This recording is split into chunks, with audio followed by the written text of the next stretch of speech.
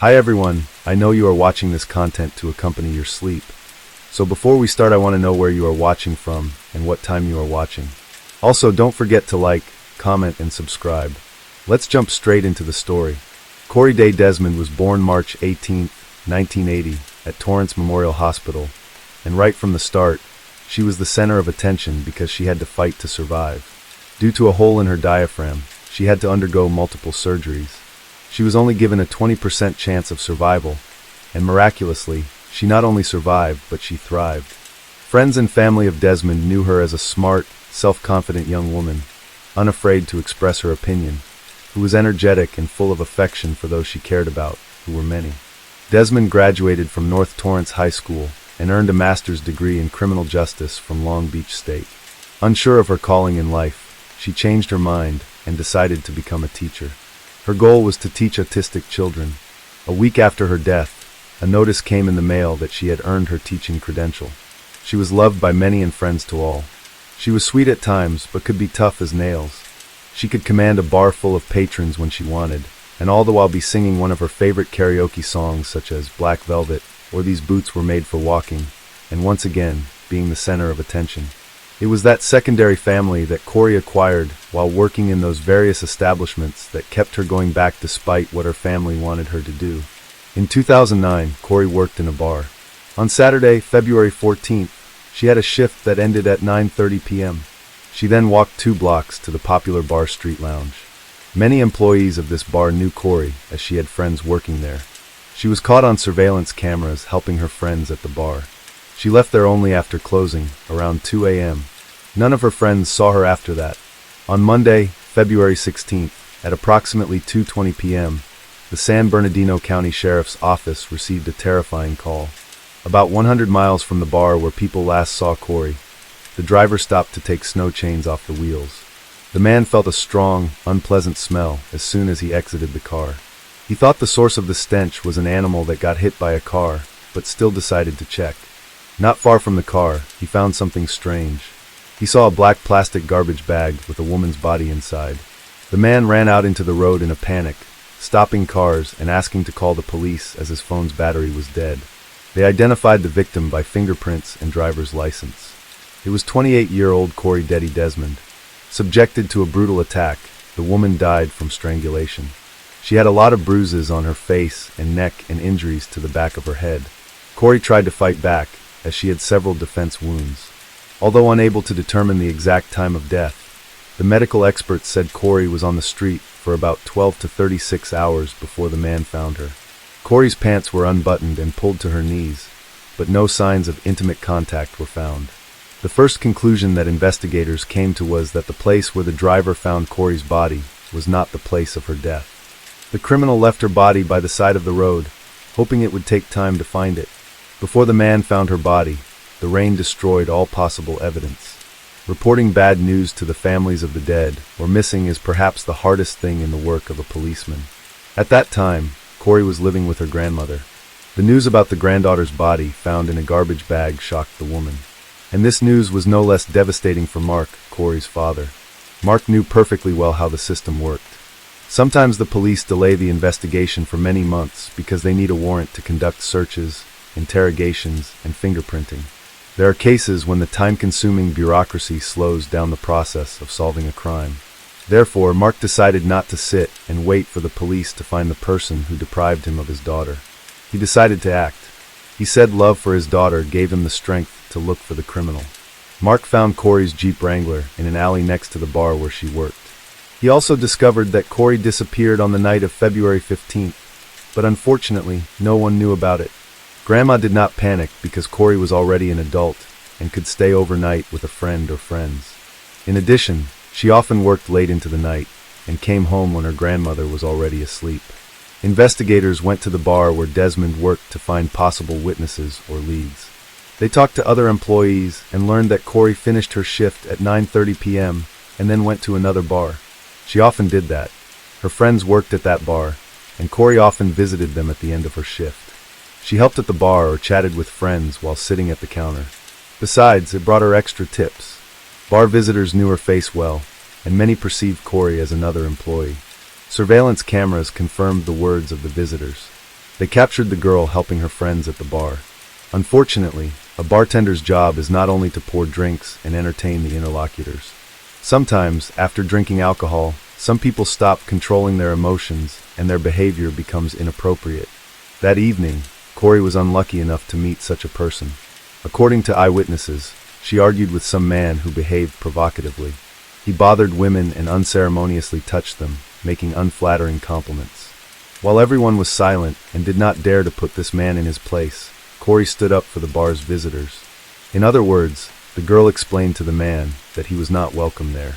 The violent guest was furious, but still agreed to leave. Cory continued to help her friends and made drinks at the bar as if nothing had happened. That evening, she consumed alcohol, but it did not affect her behavior. After 2 a.m., she left the bar alone and planned to go home. But as we now know, a man found Cory's lifeless body 100 miles from the bar the next day. Mark gave the police all the information he could find. Through television, he appealed to everyone to report any crucial information for the investigation. Meanwhile, the police identified the man Cory quarreled with before her death. During a conversation with investigators, the man said he did not know who Cory Desmond was. However, he did not deny having a big fight with the girl in a bar on February 14th. The man said alcohol made him uncontrollable, confirming that they kicked him out of the bar. Right after that, he went home to sleep. The suspect denied any involvement in the crime. He agreed to take a polygraph test and let the police search his house and car. They carefully examined the suspect's car. After all, there could have been traces like bloodstains, hair or something belonging to Cory. The car was dirty both inside and outside, and yet forensic experts did not find any evidence there. While searching the man's house, they found nothing indicating his involvement in the crime. The last hope of the investigators to catch the man in a lie was a polygraph test. But the man passed it without much difficulty, answering all the questions of the police. In addition, his wife confirmed that he came home before 2 a.m. and immediately went to bed. Cory left the bar around 2 a.m., which means this man was not involved in her death. Thus, the police excluded him from the list of suspects. But the problem was that they had no other persons of interest in this investigation. They studied Cory's personal life, trying to find out if she had enemies who could wish her harm. Investigators found out another strange detail.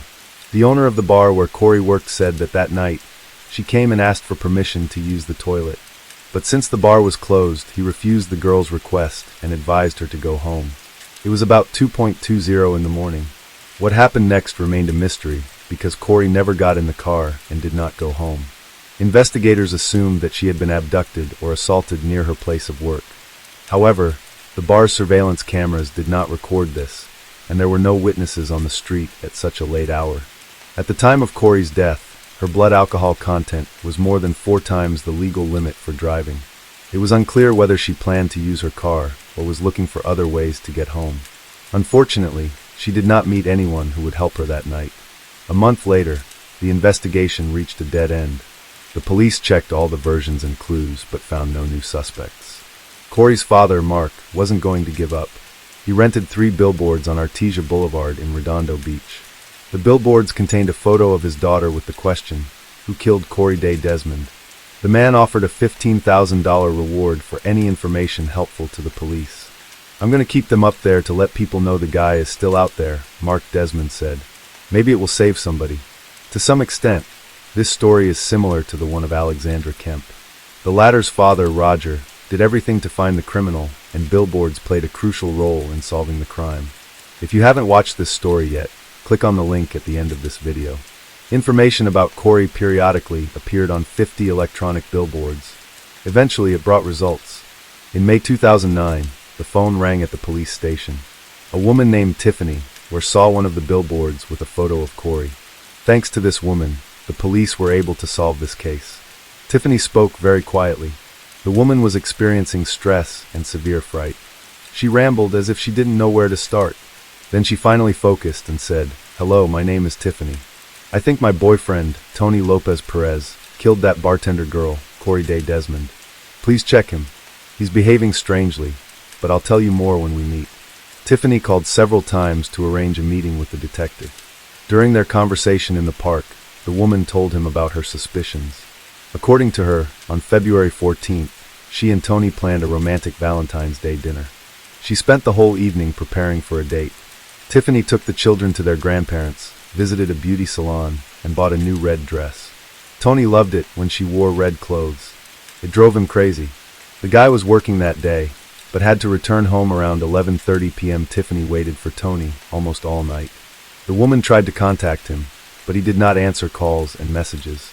Tony returned home at 4:30 in the morning and, as if nothing had happened, said he was too drunk to go home. He said he fell asleep in his car. Tiffany mentioned that Tony rarely cleaned the interior of his car. However, after a few days, he bought a whole set of cleaning products. He washed the car thoroughly, not letting her help. The guy's behavior seemed strange, but at that moment, she did not attach much importance to it. A few days later, Tony sold his white Dodge for almost nothing and bought another car. He also changed his phone number for no apparent reason.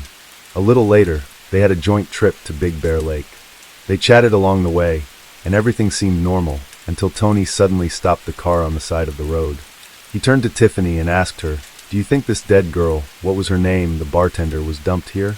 I'm almost 100% sure that the police found her body here." Tony Lopez Perez and Tiffany were lived together for about 4 years. They had a 6-year-old son together, but they never married. He was a hard-working man and got along well with everyone. He has never had any problems with the law. Perez came from a large family with 8 siblings. His parents grew up in the LA area, and Perez attended high school in Manhattan Beach. Tony's absence on the day of Cory's death, cleaning the car and urgently selling it, a strange trip, and an equally strange comment about where the police found her body, a change of phone number, and odd behavior. Putting all these facts together, Tiffany realized that Tony could be the one who took the life of Cory Desmond. She didn't want to believe it. The investigators decided to talk to Tony and went to his house. To prevent him from suspecting anything, Tiffany agreed to play along with the police, not telling him anything about this conversation. It looked as if they were conducting a routine interview of people to find witnesses in the Cory Desmond case. Tony looked calm, like a person with nothing to hide. He wasn't nervous while answering all the questions. He said he didn't know her, mentioning he had only seen Cory in the newspapers. However, to arrest Tony Lopez Perez for taking the life of Cory, they needed hard evidence. Thus, the police found the new owner of the Dodge that Tony sold shortly after the news of Cory's death. The new owner confirmed that Tony sold him his car for a low price. He allowed the police to check the vehicle for any evidence. Tiffany said Tony cleaned the interior thoroughly before selling his car. However, when the experts applied luminol and used an ultraviolet lamp, it became evident why Tony Lopez Perez got rid of his car. The interior of the car lit up in bright blue. The police asked Tony to come to the police station. They didn't tell him anything about the find, so he wouldn't run away. At first, he claimed he had never seen Cory, but later changed his testimony, saying he saw her near the bar and whistled at her. As soon as the police noticed that the man was changing his testimony, they showed him photos of the car he had sold and said that they had found crucial evidence there. This time, Tony claimed to have seen Cory outside the bar. Standing under a street lamp, she suddenly lost consciousness and fell on the sidewalk. He tried to help her, but she did not regain consciousness. Then he started slapping Cory on the cheeks. Cory opened her eyes and started screaming. She told him to get out and asked him to let her go. According to Tony, he got scared, put his hands over her mouth, and accidentally strangled her. Fearing he would get blamed for Cory's death, he put her body in the back seat of his car and drove home. Perez said he woke up during the night and went outside to see if it was a nightmare. "I opened the door and it was not a nightmare," Perez told detectives. It was true. Perez said he went back inside and tried to get some sleep. In the morning, he went to work with Desmond's body still in the back seat. At the end of the working day, he placed her body in 2 garbage bags, took it to a remote area, and left it next to the side of the road. According to Tony's story, what he did to Cory was an accident. He claimed that he was drunk and scared. He accidentally strangled her in a state of panic, but Cory's injuries suggested otherwise. She had severe injuries on the back of her head, bruises on her face and neck, and defense wounds on her hands. Moreover, Cory's pants were down to her knees. Tony Perez was arrested and charged with first-degree deprivation of life. The next day, he showed the police where he dumped Cory's body. In addition to Tony's confession, they now had the results of DNA tests. Cory's blood matched the blood found in the car that Tony sold immediately after committing the crime.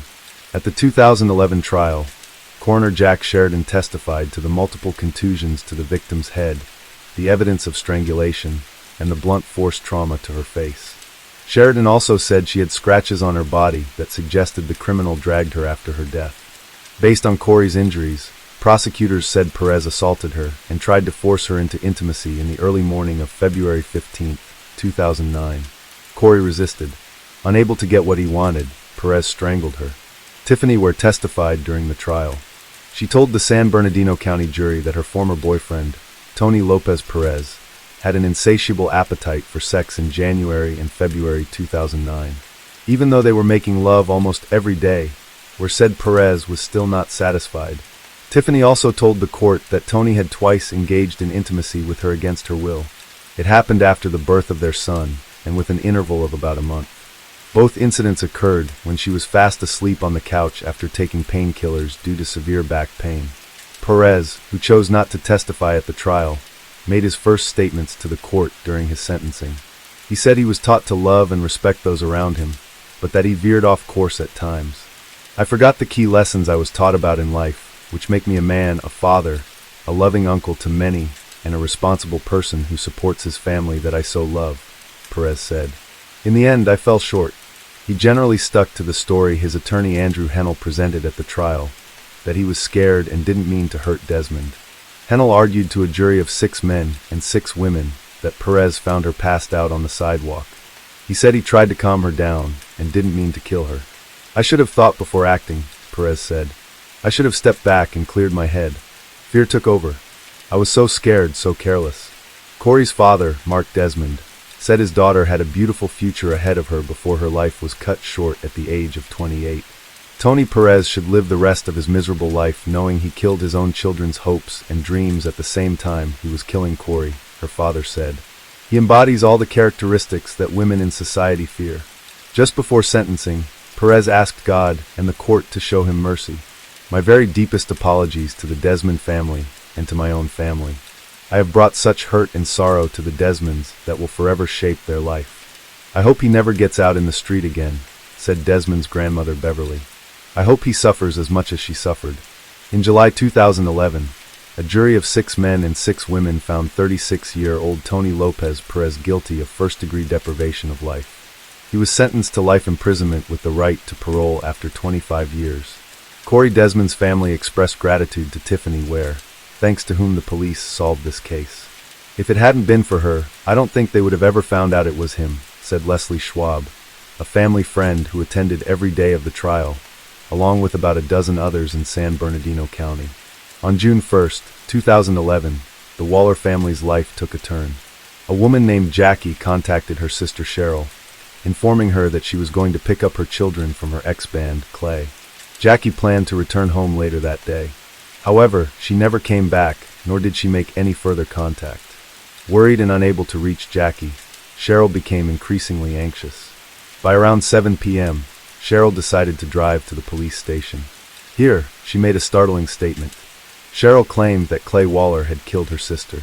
The police officers found this accusation shocking, since Jackie had only called a few hours earlier, and there hadn't been any immediate cause for concern or reason to believe she was in danger at that time. Despite the unusual nature of Cheryl's assertion, it eventually became apparent that her instincts were correct. Jackie was indeed entangled in a troubling situation. So what exactly happened to Jackie? And why was Cheryl so convinced her sister had been murdered by her ex-husband, even before Jackie was declared missing? Jackie was known for being sweet, kind, and caring. When she met Clay, there was an instant connection between them. Clay had a speech impediment that had subjected him to ridicule by others. This made him feel awkward and uncomfortable in social situations. However, unlike others, Jackie didn't ridicule him. Instead, she defended him and ensured he wasn't hurt by people's unkind remarks. Jackie's nature was all about protecting the vulnerable, fighting injustice, and helping everyone around her. It wasn't long before their bond grew stronger, and they got married. At the time of their marriage, both were about 30 years old and aspired to have a large family. They bought a small house in Sanguine View, Missouri, where Jackie began creating a family nest. She had a successful career. Unfortunately, the same couldn't be said about Clay. His life consisted of numerous failures, and he struggled with holding down any job for long periods. As a result, Jackie became the primary breadwinner of the family. She always dreamed of having children, but faced challenges in conceiving naturally. Determined to become a mother, though, she underwent fertility treatments, commonly referred to as ECO. So when Jackie discovered she was pregnant, with triplets no less, her joy knew no bounds. The family included 2 girls, Abai and Addison, plus 1 boy, Maddox. It was incredibly challenging for the woman to care for 3 children at once. Nonetheless, she did not complain. She continued to shoulder all responsibilities by herself, without relying on her husband. He seemed uninterested in the children. At that time, Clay took a job with the sheriff's office to support the family, while his wife cared for the children. However, he didn't stay long. He was fired after a year. Only Jackie's parents and sister provided assistance with the children, allowing her some respite. When Clay lost his job, Jackie took on work to support the entire family. Even after their children were born, Clay did not change his behavior and showed little interest in either his family or work. Occasionally, he engaged in part-time work that didn't bring in the expected income. Clay seemed comfortable living off his wife's hard work. She worked 40 hours a week and managed the household simultaneously. Jackie's career progressed rapidly. She soon secured a management position at an insurance company branch. This advancement further relaxed Clay's attitude toward financial responsibility. Instead of appreciating his wife's efforts, Clay mistreated her in various ways. He insulted her frequently, called her worthless, and demeaned her value by stating no one wanted her. His infidelities and abusive actions caused significant distress. Jackie's parents and sister were deeply troubled by Clay's behavior and urged her to divorce him. However, Jackie was reluctant to take such a drastic step at that time and tried to salvage their marriage. Every day brought diminishing hope that their relationship could be saved. Over the next few years, financial difficulties compounded their problems because Clay was not working while Jackie's salary could no longer cover all expenses for their large family. Mounting mortgage debts led to their house being foreclosed upon. The woman decided it was time to move in with sister, seizing upon the opportunity. Her husband then relocated to a friend's place. At this point, their children were a bit older. Jackie faced the tough, yet necessary choice to file for divorce. She believed she and her kids deserved a better life. When Jackie brought this up with her husband, Clay seemed calm initially. However, he soon changed his stance and refused the divorce. His threats started subtly, but gradually escalated into direct threats against her life. He warned that divorcing him would be like signing a death warrant for herself and their children. These threats terrified Jackie, yet she remained resolute. Living under such conditions was no longer an option for her, so she sought ways to end her marriage with Clay. She turned to her family, sharing the behaviors of her husband, and began keeping a diary to document his actions. Jackie also noticed that Clay was stalking her.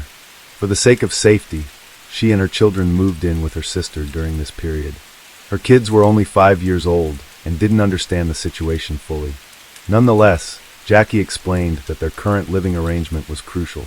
Time passed, and things began to stabilize as the divorce process neared its conclusion. It appeared that Clay had come to terms with their separation and ceased his harassment towards Jackie. They even started forming new relationships on the side. Jackie allowed Clay visitation rights with their children, and disputes between them reduced significantly. On June 1st, 2011, Clay and Jackie agreed to meet at the attorney's office to finalize the last aspects of their divorce.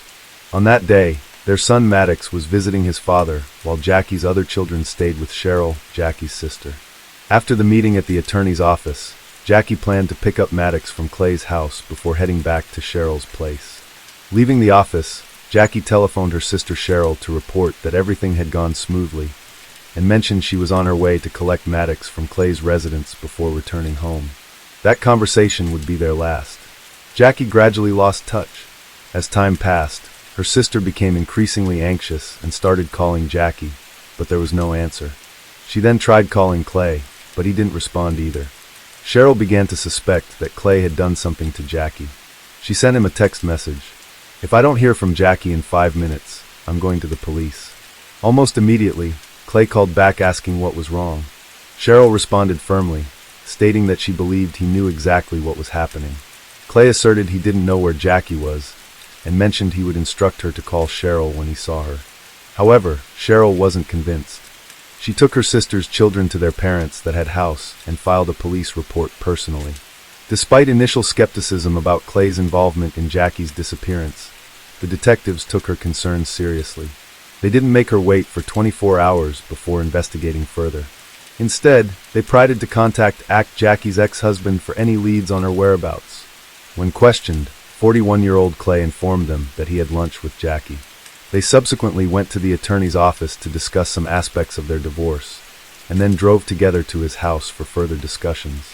He claimed that after chatting for a while, he left for the store. Upon his return, Jackie's car was gone. He assumed she had departed. Clay added that his son Midex was in Illinois with his new girlfriend at the time, and insisted Jackie was aware of it. According to him, Jackie wasn't there for her son, but merely to talk about other matters with Clay. However, Cheryl found his statements implausible and inconsistent with what she knew. Jackie made it known that her visit to Clay's house was solely for seeing her son. She had no intention of discussing anything else with him, especially given that she wouldn't have allowed her son to be far away with another woman. Noting these discrepancies, Cheryl managed to convince the investigators that Clay's account lacked credibility and suggested he might be concealing crucial information about Jackie's disappearance. In light of this new perspective provided by Cheryl, investigators were now treating the case more urgently, as both the missing person and her car remained unaccounted for. A comprehensive search was launched for Jackie a few hours after her disappearance. Investigators her Honda Pilot on an interstate highway with a flat tire, but there were no signs of an accident. The tire appeared punctured intentionally, making the scene look staged. The car was open and empty, with a few bloodstains on the back seat, but no other clues indicating her whereabouts. These disturbing details hinted at a possible attack and kidnapping. The search effort for Jackie was concentrated in the vicinity where her car was found. Numerous volunteers, including police officers, rescue squads with dogs, and family members participated in the search. They came from various parts of the region, responding to requests from Jackie's relatives. Despite the unbearable heat, many were willing to help locate her. Jackie's announced a reward of $3,500 for information about her whereabouts.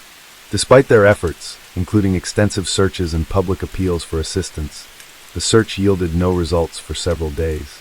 Police began to scrutinize Clay, Jackie's ex-husband, more closely.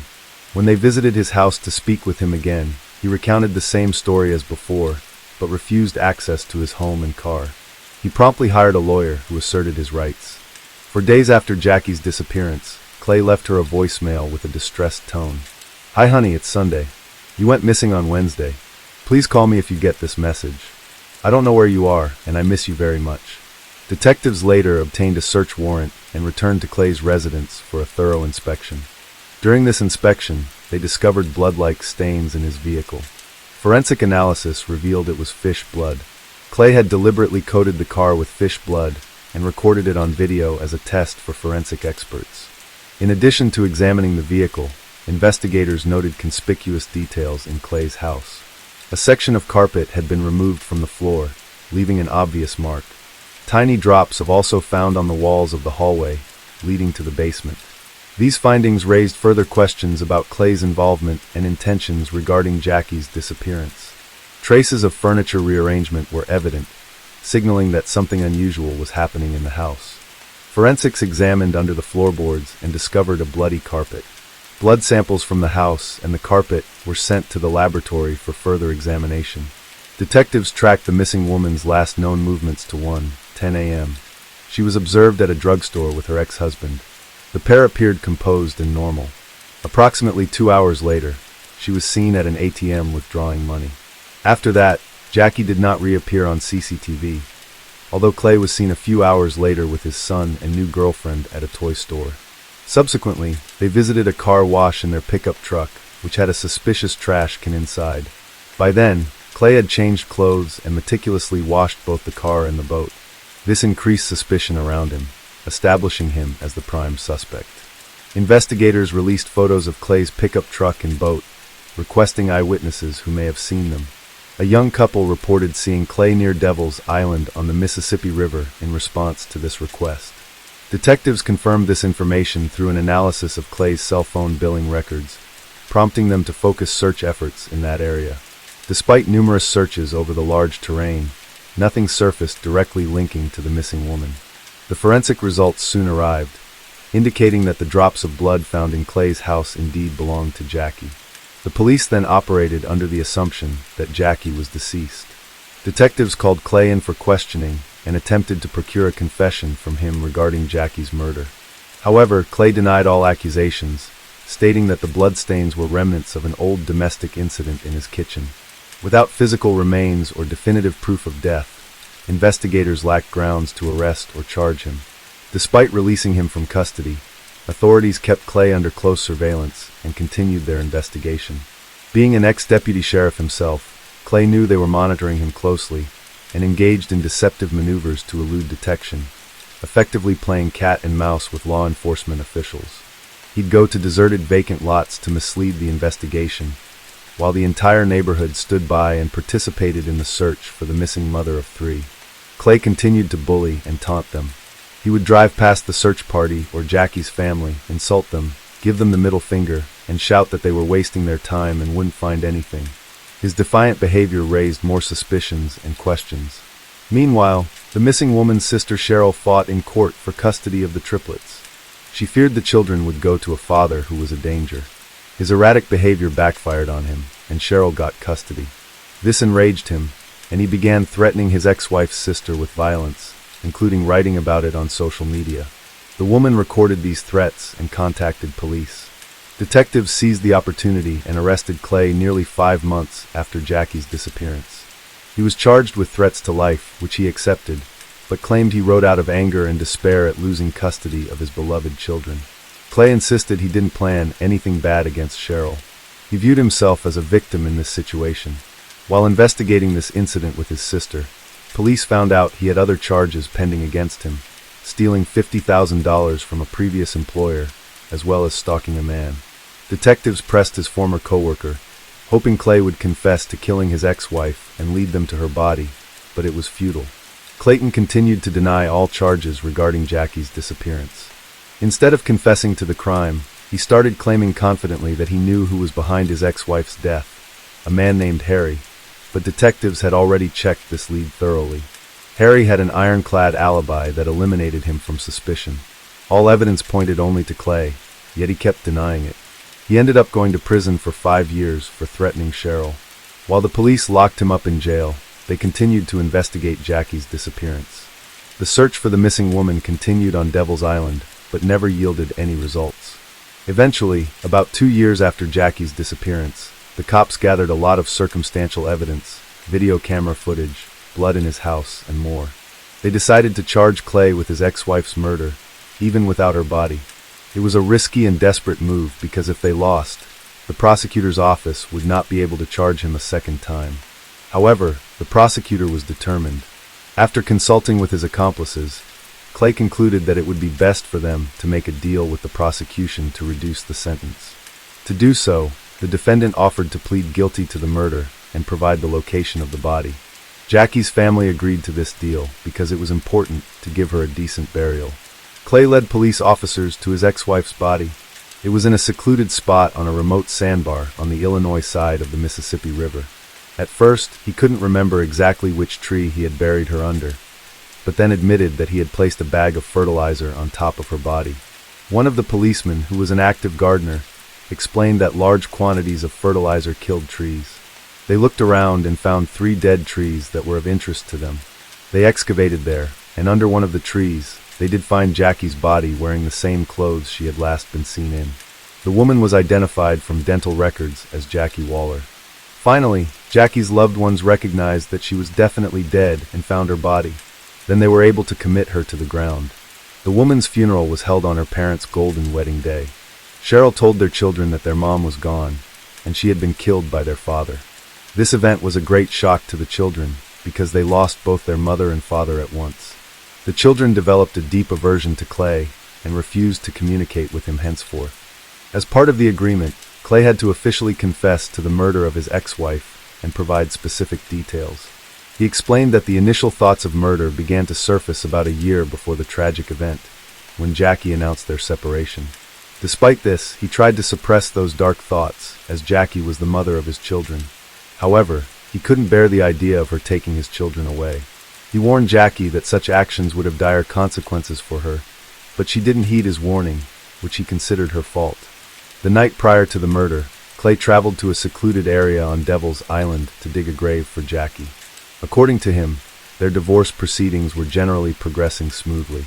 On that particular day, after a visit to their lawyer, they had a conversation in which she suggested they engage in intimacy one last time. They then went back to his home, where they talked in the kitchen. While looking for a snack in the refrigerator, Clay accidentally raised his head, hitting Jackie and causing her nose to bleed. This incident angered her. She stormed out into the hallway, where she smeared blood on the walls and started yelling at him that he would never see his children again. At this point, Clay lost control and attacked her. He hit her in the face with his hand, and then strangled her. Subsequently, he took Jackie's body out in a dumpster and buried it in the pre-dug grave. Afterward, he meticulously cleaned out both the car and house, took a shower, changed clothes as if nothing happened, and then went on to meet his new girlfriend and son at a toy store. Throughout this process, Clay claimed that everything was driven by impulse and emotion. He did not originally intend to kill Jackie. This contradicted his earlier statement, claiming he had dug the grave the day before. However, if Clay did not plan to kill the woman, why would he have dug the grave beforehand? It appeared to be premeditated murder. The medical examiner found multiple skull fractures on the deceased, indicating blunt force rather than a simple beating with fists. No one believed his story. Clay, who showed no remorse for killing his ex-wife, felt jubilant at receiving only 20 years in prison for second-degree murder, with the possibility of early release. The prosecutor, however, had another strategy.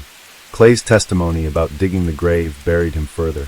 He had dug the hole in Illinois while the murder occurred in Missouri. These actions fell under the federal law against domestic violence across state lines, and their violation allowed an additional 35 years to be added to his sentence. Clay Waller will be eligible for parole after serving 85% of his 55-year sentence. It turned out that Clay was unaware of such a law and did not foresee the consequences of his confession. Yet, his atrocities continued. Demonstrating further callousness, he wrote a book detailing Jackie's murder to profit from the tragedy. Sherelle, Jackie's sister, along with her husband, continues to raise Jackie's children with support from their elderly parents. The children have grown up remembering their mother as an exceptional person who remains forever in their hearts. They still harbor anger toward their father and deeply miss their mom. Jamie Hahn was born on October 25, 1983. Growing up in Orangeburg, South Carolina, she lived with her two brothers and sister, Brett, Justin, and Ashley. Despite their parents' divorce and remarriage, Jamie remained a cheerful child. She attended a small yet renowned private prep school, celebrated for its educational excellence. In junior high, Jamie visited the University of North Carolina with her classmates. She instantly fell in love with the campus and aspired to attend. Even as a student, she aimed to impact others' lives by joining the board of the Center of Hope to support troubled teens. Later on, Jamie engaged in various political campaigns. One notable campaign was Senator John Edwards' 2008 presidential run, a competitor to Obama. During this campaign, Jamie emerged as a prominent figure in North Carolina's Democratic Party.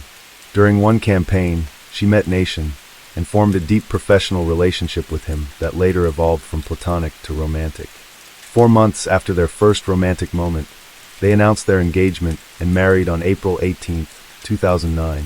Their intense love was anchored in a deep friendship. Jamie and Nation thrived in their respective careers. Jamie ran her own political fundraising consulting firm, while Nation was a well-known online strategist aiding politicians and nonprofits with their campaigns. Described by friends and acquaintances as exceptionally kind, tender, and generous, the couple was well regarded. They took their marriage vows seriously and actively participated in projects like the Coalition to protect young families in North Carolina. Although they were childless at that time, Jamie and Nation planned on starting a family soon. They both enjoyed vibrant social lives. Jamie was known among her friends and family as a compassionate individual who had the ability to spread happiness wherever she went.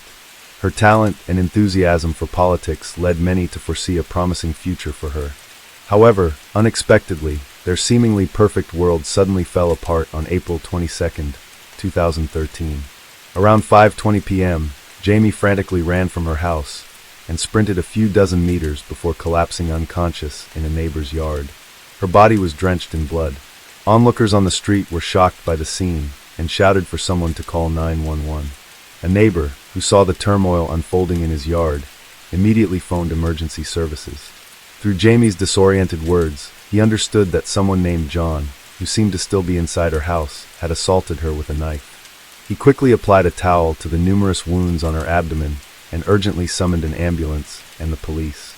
Arriving patrol officers traced the blood from the neighbor's yard back to the Hahn residence. Encircling the house, they commanded the individual inside to exit with hands raised. Moments later, a disheveled bald man emerged on the porch. The officers noted he bore wrist injuries and a stab wound in his abdomen. Due to his injuries, this unidentified man was transported to the hospital in an ambulance, escorted by a police officer. En route to the hospital, the wounded man grew distressed and tearful, expressing regret that this hadn't occurred sooner, and repeatedly murmuring a desire to die. Following his medical treatment, the police endeavored to ascertain his identity, reasons for being in the Hahn residence, and circumstances leading to this tragic event. They soon discovered he was 31-year-old Jonathan Wayne Brill, a close friend of Nation and a guest in their home. Jamine also knew John well. She had employed him as an accountant in her political consulting firm after he relocated to North Carolina. The couple had generously offered him accommodation in their home until he could find his own place. Nation and John hailed from the same hometown and first crossed paths in 2000 during a church trip. Despite a 4-year age gap, they quickly struck up a friendship. As it often happens with childhood friends, they drifted apart when one went off to college, but rekindled their bond post-graduation. They became virtually inseparable. Jonathan even had the honor of being the best man at Nation and Jamine's wedding. In April 2009, the trio was akin to the Three Musketeers, following the ethos of one for all and all for one. They shared vacations, regular Monday dinners, and celebrated holidays together.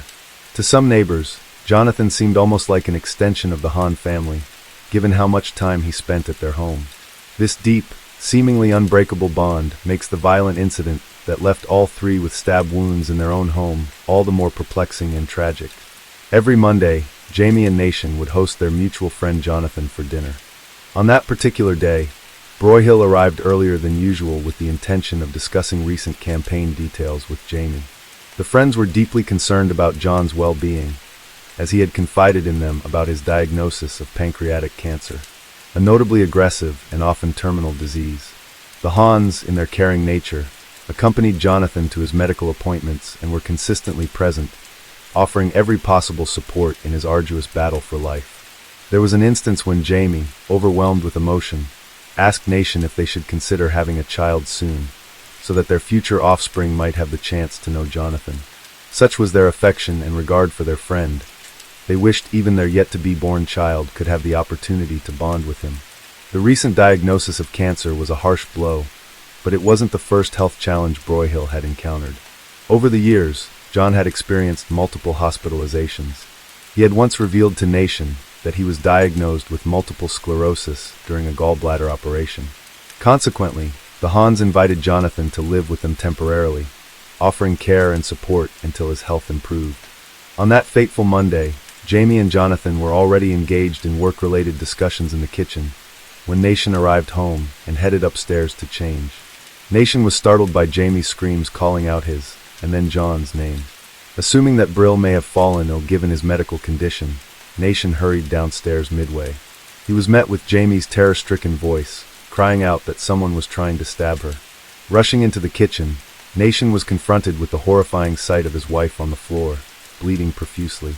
John stood over her, wielding a large kitchen knife. As Brill started advancing towards Nation, knife raised threateningly, Nation froze in disbelief. How could such a nightmare unfold in mere minutes? In a desperate act of self-defense, Nation grabbed the knife blade with one hand, while striking John in the face with his other hand. Amidst this chaos, he frantically urged Jamie to run for safety, attempting to subdue a man who until moments ago was his closest friend seemed almost unreal. Despite her grave injuries, Jamie miraculously managed to rise from the floor and flee through the side door of their home. Once she was out, Nation, overcoming shock and tumult, pushed Jonathan aside and hurried after his wife. Outside, Jamie desperately made her way to the nearest neighbor's house for help. Unfortunately, no one responded to her urgent knocking. Summoning her remaining strength, She attempted to reach the next house, but collapsed unconscious in their yard due to her overwhelming injuries. Alerted by the commotion and drawn by the screams, passers-by quickly came to her assistance, while a neighbor called for an ambulance and the police. Meanwhile, Nation, panicked, searched frantically for Jamine. Following the trail of blood led him to discover her in a neighbor's yard. She was conscious but in agony, clutching her side. Kneeling beside her, he took her hand and tried comforting her with promises of recovery and future anniversaries and vacations by the sea, though tears streamed down his face. As he spoke, clutching Jamine's hand, Nation was overwhelmed by thoughts of a life without her and unable to fathom how their peaceful life had taken such a sudden turn.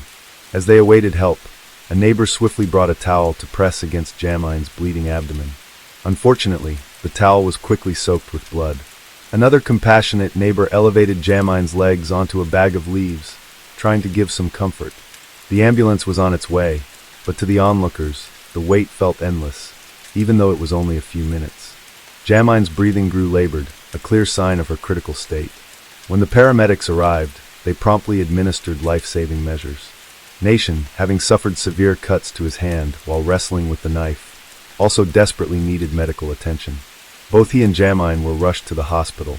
During transport, Jamine lost consciousness, and upon arrival was taken immediately for emergency surgery. Meanwhile, Nation, overwhelmed with worry for his wife and oblivious to his own pain, received stitches.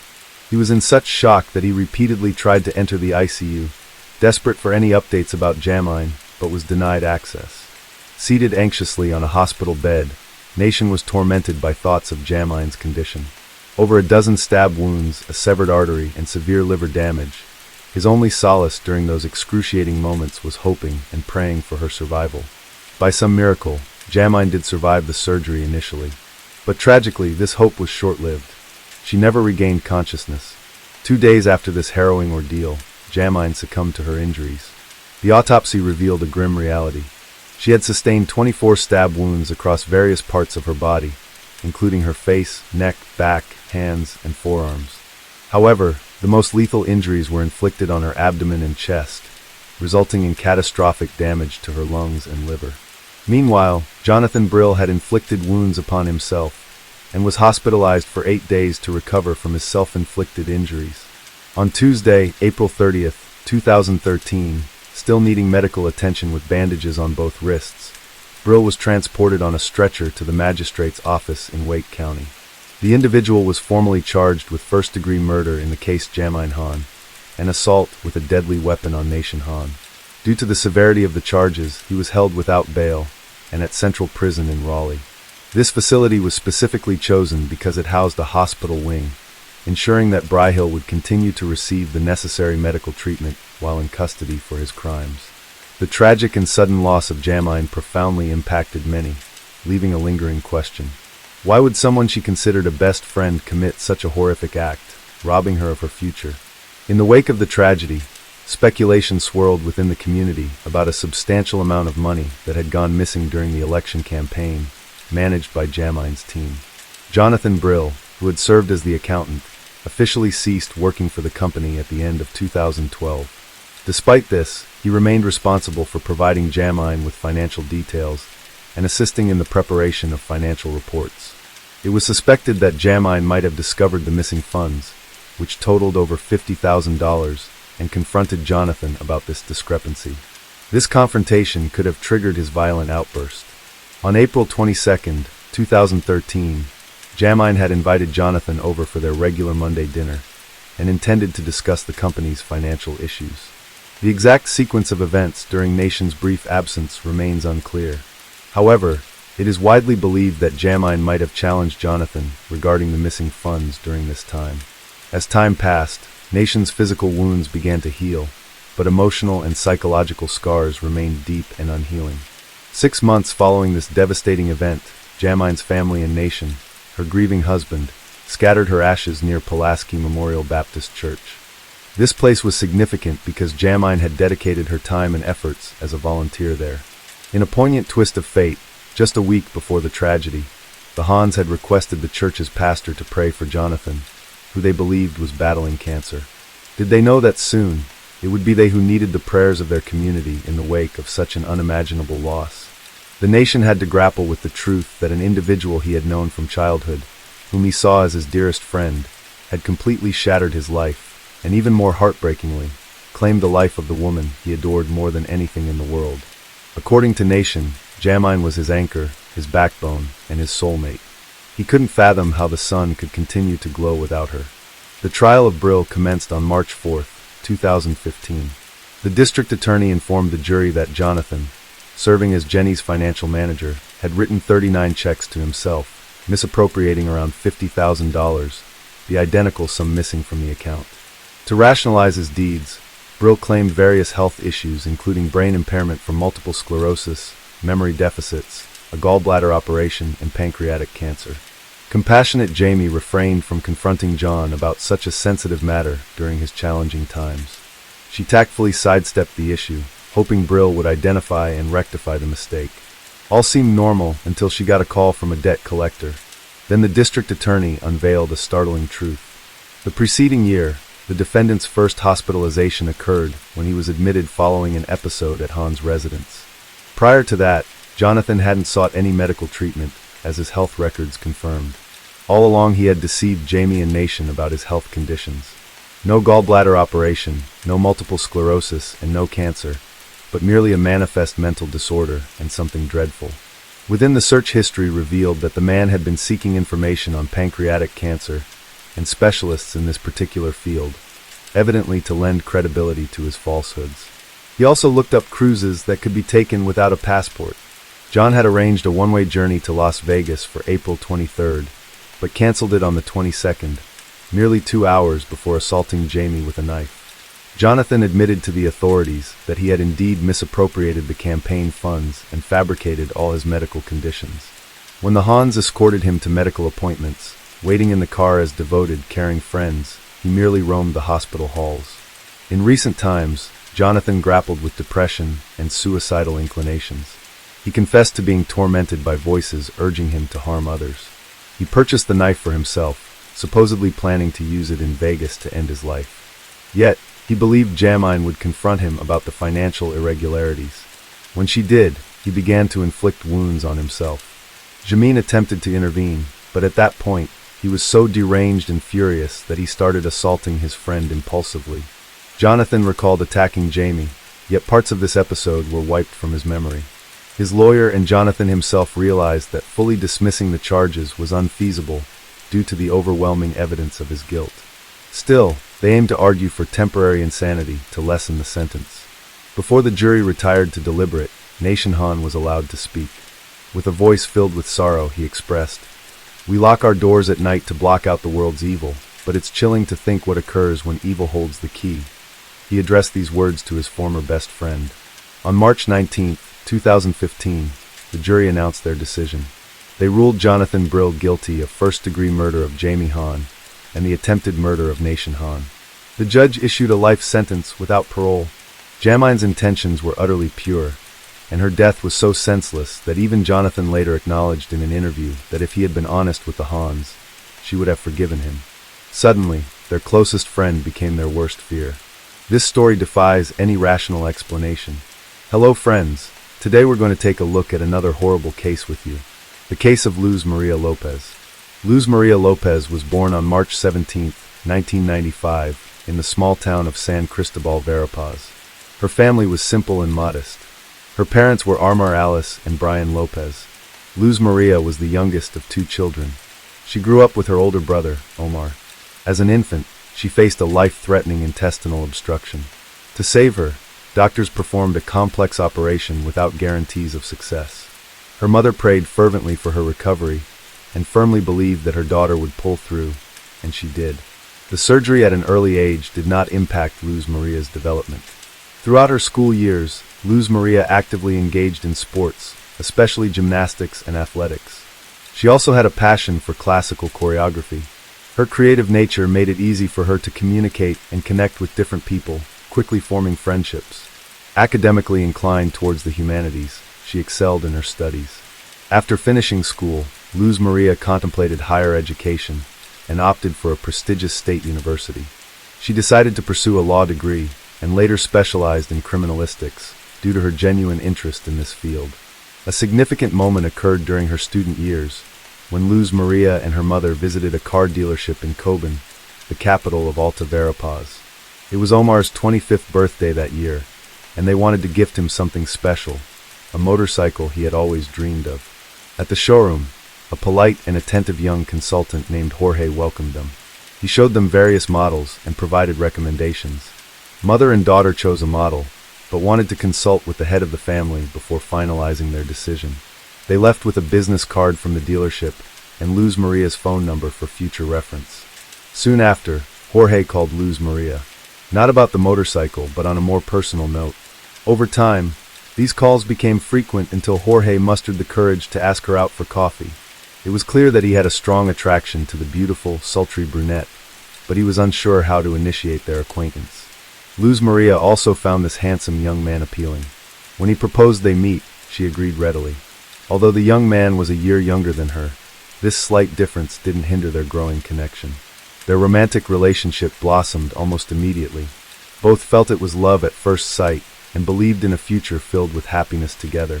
After only a few months, the couple chose to live together, despite their parents' disapproval of such haste. Soon after, they were married. Approximately 6 months later, they held a wedding ceremony, inviting only their closest friends and family to celebrate with them. However, issues arose on the day of the wedding. The banquet venue encountered a problem, which almost disrupted the entire event.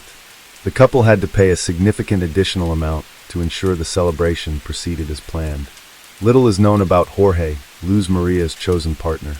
Born in 1996 in Santa Catalina, Latina in central Guatemala, Jorge was the eldest of 2 sons and grew up with his brother Pablo.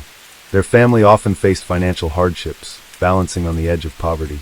Thus, there wasn't enough money for luxurious clothes or expensive toys. It barely covered necessities. Despite these challenges, Jorge lacked aspirations for a better life and didn't focus on studying or securing a decent job. People who knew Jorge personally described him as withdrawn, and sometimes even aggressive due to his trouble controlling emotions. Consequently, he didn't have many friends and struggled with relationships. Nonetheless, meeting his dream girl sparked determination within him. He worked hard to win her love and hurried to marry her out of fear she might change her mind. It's worth mentioning that Luz Maria's parents were skeptical about their son-in-law right from the beginning. Overall, despite some initial challenges and doubts from others around them, their connection remained strong and unwavering. Something about this young man didn't sit right with them. They couldn't pinpoint it, and they couldn't convince their daughter not to marry him. Soon after the wedding, she became pregnant. Without a university degree, finding a good job was tough. Employers didn't want to hire someone inexperienced and expecting a baby, so she had to settle odd jobs. Her husband, by that time, had lost his job too, and wasn't eager to find a new one. When their daughter Alice was born, money became really tight. With both of them unemployed, they struggled to pay rent, or even buy food and basic necessities. Then Jorge suggested moving in with his parents temporarily. Luz Maria Lopez resisted for a long while, but eventually agreed. They couldn't stay on the streets with a baby. Luz Maria Lopez's mother was aware of her daughter's family issues and often urged her to come back home. But Luz Maria Lopez kept saying things would get better with her husband, and there was no need to worry. One day, the mother decided to visit her daughter and granddaughter at her son-in-law's parents' house and found a distressing scene. Luz Maria Lopez was in terrible shape, eating just once a day, and that too very little. However, Jorge's family didn't see the need to provide for their unemployed daughter-in-law. It's terrible. Luz Maria Lopez was breastfeeding Alice, so lack of proper nutrition threatened both their healths. But inadequate meals were only part of the myriad problems she faced in her mother-in-law's home, as she later discovered. She was constantly humiliated and even beaten by her husband's younger brother. He was irritated by the crying of the child and the presence of items in the house. His frustration him to repeatedly throw these items at Maria. On one occasion, he launched a baby bottle that struck little Alice, who was in her mother's arms. Jorge witnessed all of this, but never once stood up for his wife and daughter, acting as if they were strangers to him. Maria's mother persuaded her to take her granddaughter and return to the parents' house. Soon after, Jorge appeared at their doorstep, asking his wife to come back, promising he would find employment.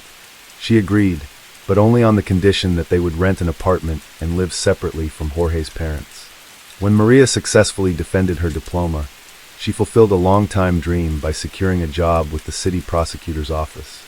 A smart, talented, and responsible young woman, she quickly earned the respect of her colleagues and began moving up the career ladder. Over time, the family's financial situation improved considerably. They could even afford to buy a car for two. However, this improvement was solely due to Maria's diligent work and reputation. Jorge was still searching for himself and preferred living at his wife's expense. He was jealous, lazy, and a domestic type with an explosive temper, which worsened over time. Jorge did not want to work, taking only temporary part-time jobs, if at all. He preferred sitting at home in front of the TV, drinking beer with friends, and spending what his wife earned. Moreover, Jorge was pathologically jealous and tried to control every move of his beloved. He did not permit her to make friends, or have lunch with colleagues in cafes, or just be somewhere without him. Constantly checking her phone records and reading messages became routine for him. He also forbade her from registering accounts on social networks. At home, when left alone with Maria, Jorge's behavior did not improve in any way. He often created scandals in seemingly calm places, constantly clarified his relationships, and habitually blamed his wife for any problems or family troubles. When they lived at his parents' house, Jorge never stood up for his wife. He just watched as she was humiliated, insulted, and occasionally even beaten by his relatives. Jorge himself also sometimes resorted to violence and didn't see anything wrong with it. He treated Luz Maria as if she were his property, believing she would endure everything and wouldn't leave him.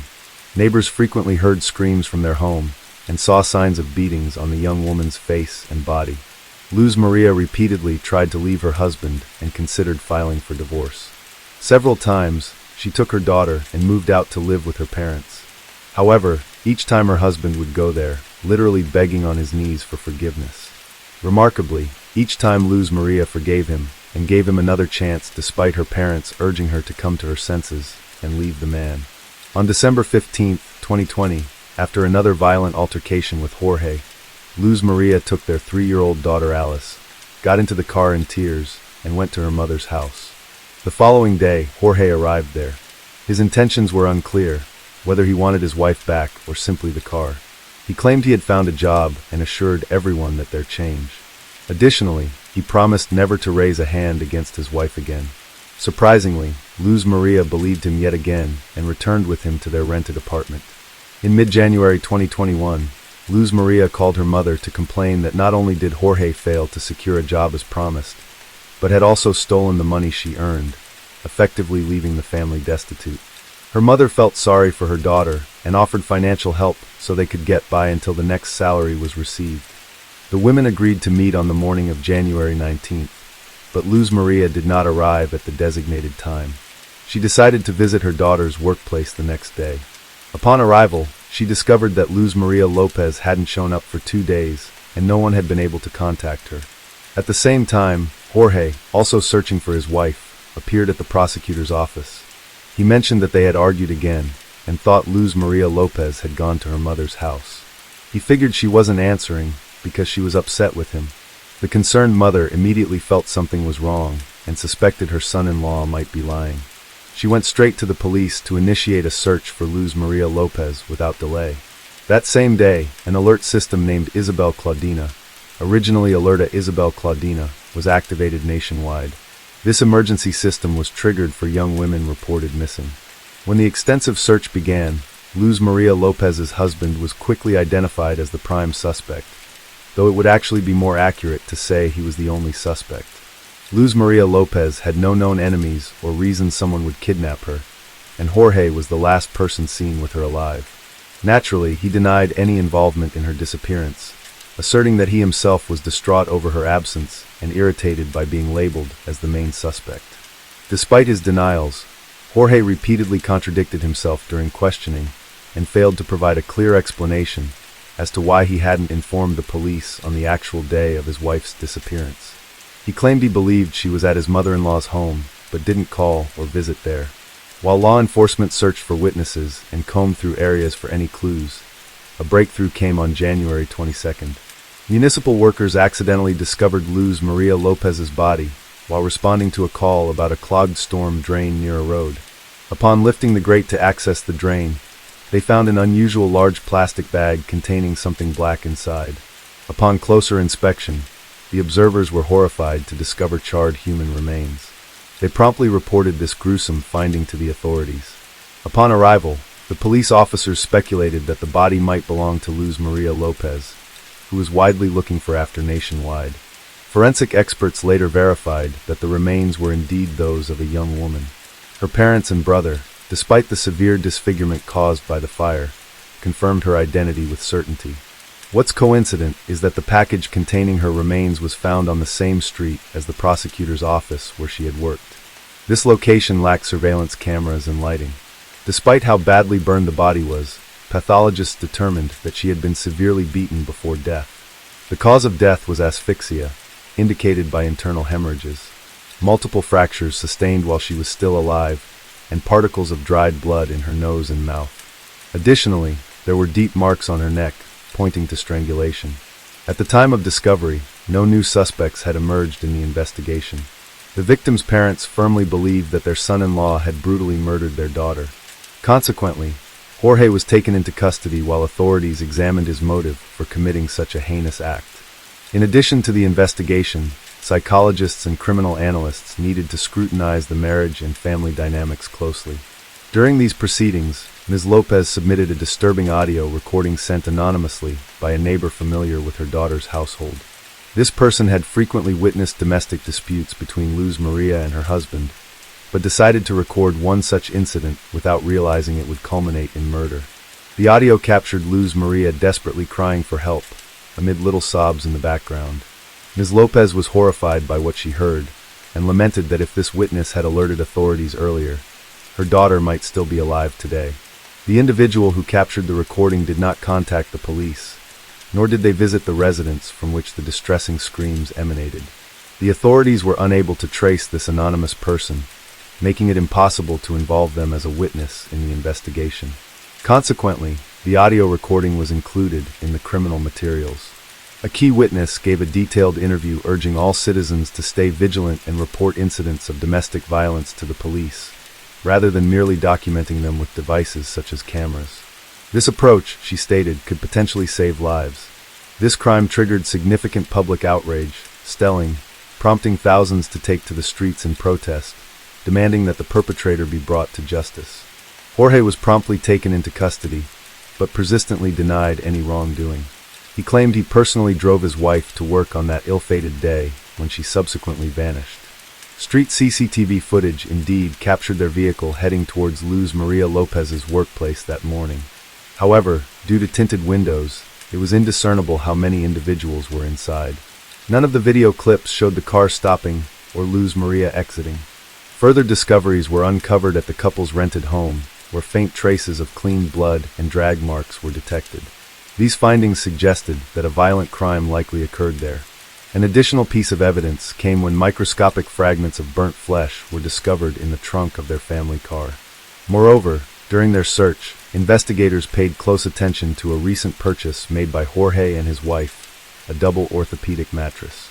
It wasn't so much about the mattress itself, but rather its dense polyethylene wrapping, which analysis revealed had been used to transport Luz Maria's burnt remains. Additionally, several neighbors testified about having repeatedly heard Jorge verbally abusing and threatening his wife with death just days before her sudden disappearance. Her husband had shouted that he would kill her if she decided to leave him, and that he would hide her body so that no one would ever find it. Based on the data collected by expert criminologists, as well as the testimony of several witnesses, the investigation presented a gruesome picture of the crime. The murder occurred on the night of January 19, 2021. The day before, the couple had a big fight, and Jorge once again resorted to violence with his fists. He had previously had issues with his temper, but this time he went into an uncontrollable rage. He struck his wife multiple times, causing her to scream and cry for help. These screams were heard by their neighbors, but nobody called the police. During the beating, Jorge broke his wife's nose and caused a head injury. After this brutal assault, he strangled her with his bare hands, and then attempted to dispose of the body. He dragged it into the backyard, doused it with campfire liquid, and set it on fire. However, Jorge did not anticipate how smoky and foul-smelling the burning flesh and hair would be. Concerned that neighbors might notice and call the fire department or police, he quickly extinguished the fire. He wrapped the charred remains in plastic and sought a secluded location where he believed the body would never be found. The most horrific aspect was that Jorge committed these acts in front of their young daughter. Despite her tender age, she somewhat comprehended what was occurring. The child, 3.5 years old at the time, witnessed both the beating and subsequent murder, as evidenced by her cries and screams, which were also recorded. Aware of some forensic techniques from his wife's textbooks at home, a fact due to their abundance, Jorge attempted to cover up his crime and establish an alibi. He found a dark stretch of road without lights or video surveillance cameras and disposed of his wife's body in a drainage sewer there, thinking he could go unnoticed. The next morning, he drove to her place of work along the usual route, as if he had taken Maria there just as he did every morning. The following day, he began to simulate an active search for his wife, calling her colleagues, acquaintances, and relatives. The criminal's lawyers delayed the trial as much as they could. They also attempted to throw the investigation off track.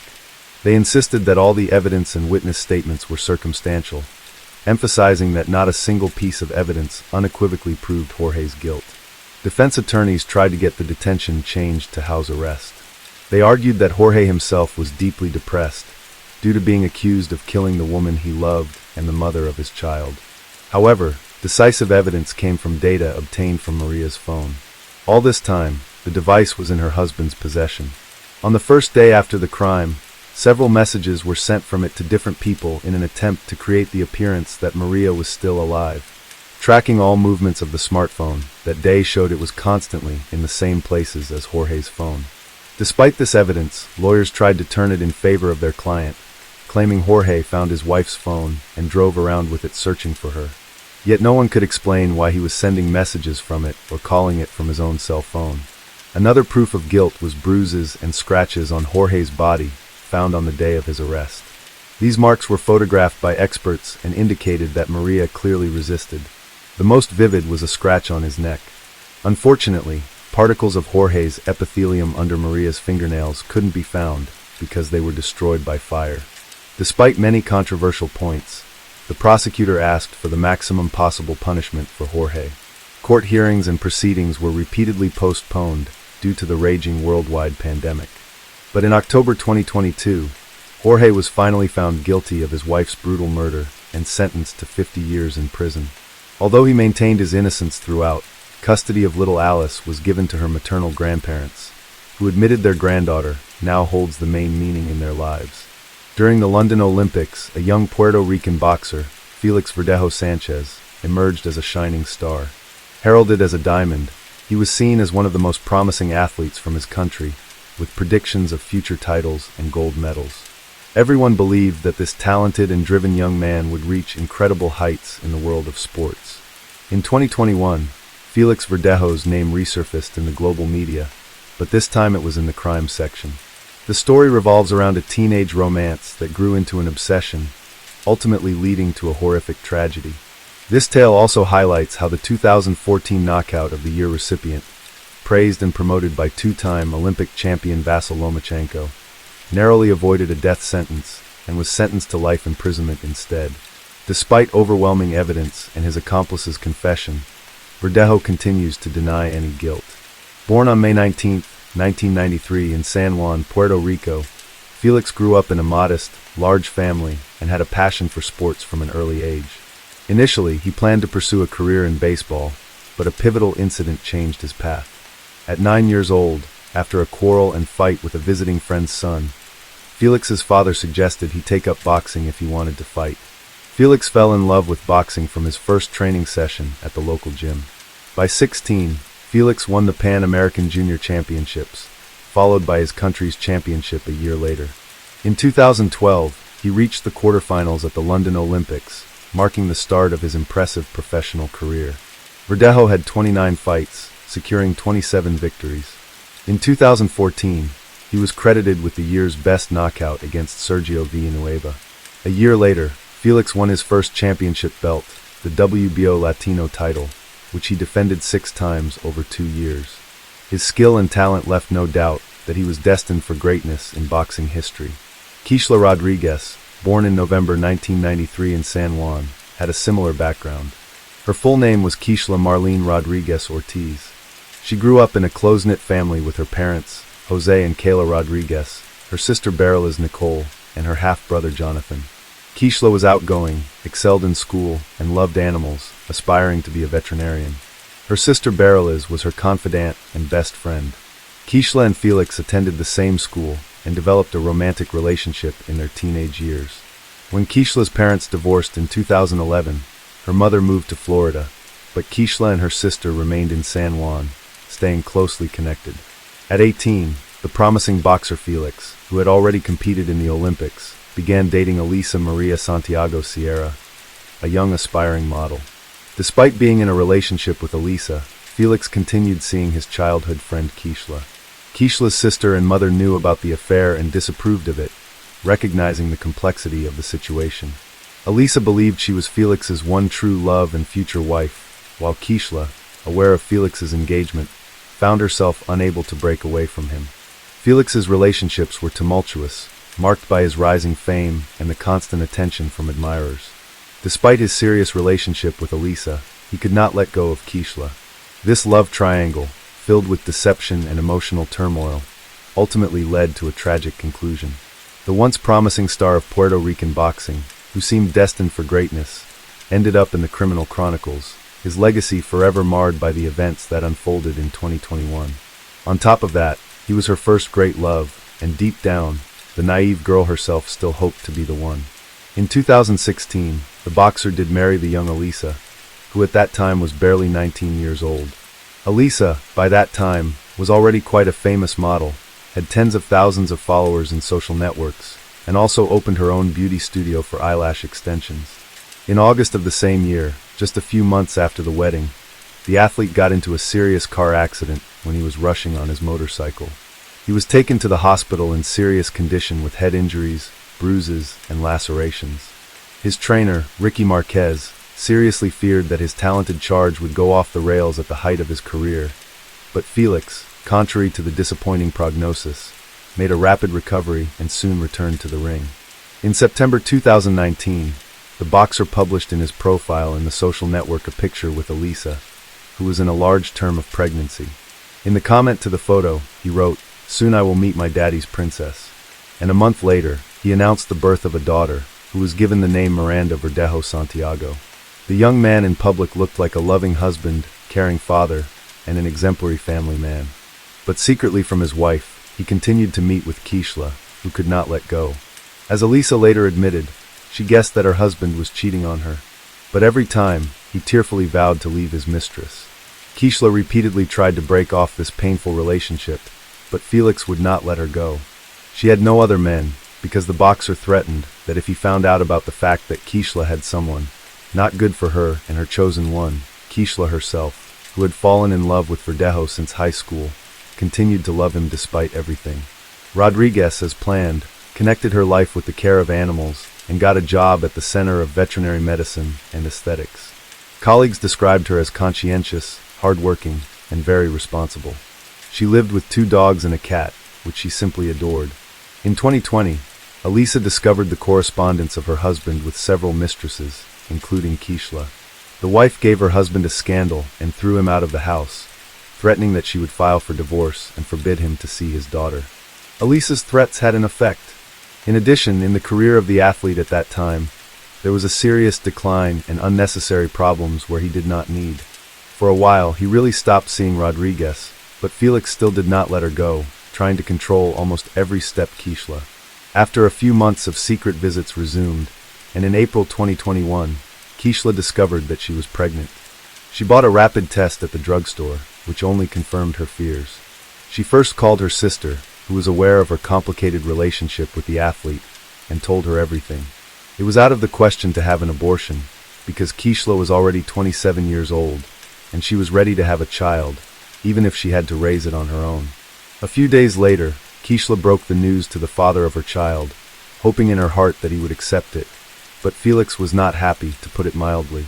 He got angry and told his mistress that she should go to the doctor, and if the pregnancy is confirmed, it will be necessary to have an abortion. Naturally, Rodriguez answered him with a firm refusal, but the boxer began to threaten her and insist. Felix said that an illegitimate child will finally destroy his reputation, and this he cannot allow. After Kishla's visit to the hospital, her pregnancy was confirmed, and she now had a certificate to prove it. She called Felix and told him everything, which made him furious. Felix shouted and demanded that Kishla immediately get rid of the child, but she again responded with a categorical refusal. Then the athlete decided to go on the sly, saying that he did not believe her and wanted to personally look at the issued medical certificate. He appointed Kishla a meeting in the evening in a crowded place, which did not surprise her, because they always tried not to draw attention to themselves and did not get in front of anyone. A few days before the meeting, the boxer stopped by his old friend Luis Antonio Padeyes, who worked in a local machine shop and also had ties with the criminal world, selling illegal drugs. Felix briefly outlined the situation and asked him to help him get rid of his pregnant mistress. Luis had previously been in the field of vision of the police, and the prospect of being in prison scared him, but the athlete was persistent, assured that everything would go smoothly and the police will never come out on them. Besides, Felix promised him an impressive cash reward, and Luis agreed, with the support of an accomplice. Felix called Kishla and told her that he wanted to meet her on the evening of April 29th to confirm her pregnancy and decide what to do next. Immediately after talking to her lover, Kishla called her sister back and told her everything. She still had hoped that Felix would accept her child and would not insist on an abortion. But Beryl's all this situation is quite alarmed. She knew that the boyfriend had threatened her sister, and she was worried that he wouldn't do anything to her. Beryl called her mother and shared her concerns, but even together they could not dissuade Kishla from that fateful meeting. At the appointed time, Rodriguez, taking a doctor's note, arrived at the meeting in her own Kia Forte automobile. Verdejo drove there in his pickup truck, in the back of which Luis was hiding. Kishla immediately got into the athlete's car and showed him the results of the tests. He once again talked about terminating the pregnancy, but Kishla, crying, again responded with a refusal. Against this background, the couple began to quarrel violently, turning to shouting. Then Felix suddenly hit Kishla in the head with his fist, from which she immediately lost consciousness. Until Kishla regained consciousness, Felix took a syringe with a large dose of illegal substances hidden in the glove compartment of the car, which Luis had obtained at his request, and injected Kishla.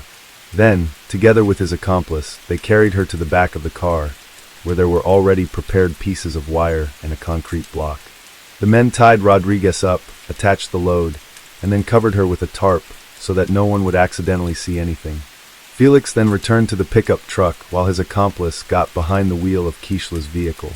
Together, they drove to the bridge over the San Jose Lagoon.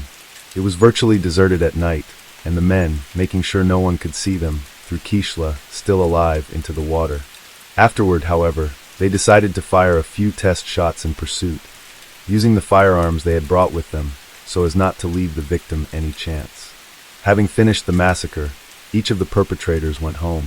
Kishla's co-workers were the first to worry when she didn't show up at the Veterinary Medicine and Aesthetics Center the next day. Kishla has always been very responsible and couldn't just not show up for work without notifying anyone. Since she didn't answer the phone, it was decided to contact her sister to find out what happened. After several unsuccessful attempts to contact her sister, she went to her house. No one answered the door, but Beryl had a spare key, so she got in without difficulty. However, she was met only by hungry animals who had not eaten anything for almost 24 hours. Now Beryl was already in a panic because she realized that something terrible or irreparable had happened to Kishla. She immediately called her mother and told her everything, and then reported to the police about her suspicions and threats to her sister. She also called Felix, but he claimed that he had spent the previous evening and night at home with his family and had not gone to any meeting. The missing girl's mother took the first flight from Florida to San Juan.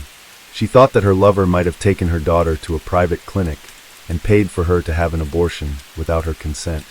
Kayla didn't even want to think about the fact that Kishla was no longer alive.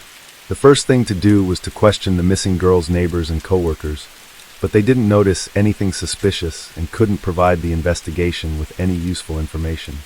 In parallel, messages about the disappearance of Rodriguez were posted on popular social networks with requests to respond to those who know anything about her fate or current whereabouts. The case quickly received wide publicity, and when it became known that the missing girl was in a long-term relationship with a famous athlete and was expecting a child from him, Reporters literally lined up to interview any of Rodriguez's family members. The relatives did not hold anything back and spoke out about their suspicions, among other things, blaming Felix for the incident. On April 30th, Kishla's car was found abandoned on the east side of the city with her documents and personal belongings inside. No signs of struggle were found in the interior, giving a faint hope of finding its owner alive. On May 1st, a passerby strolling on the bridge over the lagoon saw a strange shape resembling a human body in the shallow water. He reported his discovery to the police, who soon recovered from the water the body of a young woman, presumably the same one the whole city had been looking for several days. Members of the Rodriguez family, who arrived to identify the body, hoped to the last that it was not Kishla, but their hopes were not realized. The body had been in the water for several days and changed a lot, but the girl was immediately identified by a remarkable tattoo on her arm.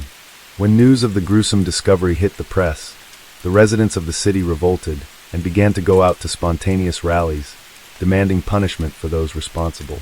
The same day, Verdejo was detained and taken to the police station for questioning, but the athlete categorically denied his involvement and claimed that on the night of Kishla's disappearance, he was at home with his family. As there was nothing to charge him, Felix was released on his own recognizance. One of the key witnesses was the athlete's legal wife, who at the first interrogation admitted that she was aware of his affair with Kishla, but that she had heard about her rival's pregnancy for the first time. On top of that, she did not confirm her husband's alibi, saying that he was not at home on the night of the murder. The first thing investigators did was check traffic surveillance footage on the way to the bridge from which Kishla was thrown. That's how they found Felix's pickup truck and the victim's car traveling behind each other, but the Kia Forte was clearly not driven by its owner. On the same day, the boxer's car was seized for examination, and in its body they found some hair of the deceased.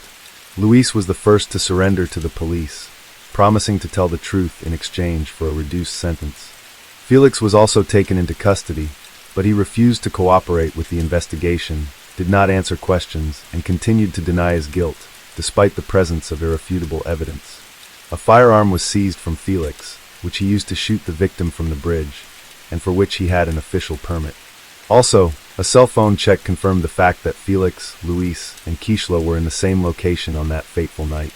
Kishla's final farewell was on May 8th, and the funeral ceremony was all over the national news. It was a kind of action, calling for the perpetrators of the tragedy to be punished to the full extent of the law, as well as an action to draw public attention to the problem of gender violence. The coffin with Rodriguez's body was brought to the cemetery, not in a traditional hearse, but in a white carriage, over which white flower petals were thrown from the air. Many famous Puerto Rican natives, including show business stars, athletes, politicians, and public figures, have spoken out about the high-profile incident. Verdejo was charged with carjacking, kidnapping, premeditated murder, and the murder of an unborn child. All of these crimes together carried the death penalty, but the relatives of the deceased from the very beginning asked the court to elect a sentence of life imprisonment for the killer, so that he would suffer in captivity for the rest of his life. The hearing was repeatedly postponed due to the worldwide coronavirus pandemic, but in the spring of 2021, the trial was held in virtual mode. The court found that the crime was committed by a group of persons by prior conspiracy, and with particular cruelty against a pregnant woman.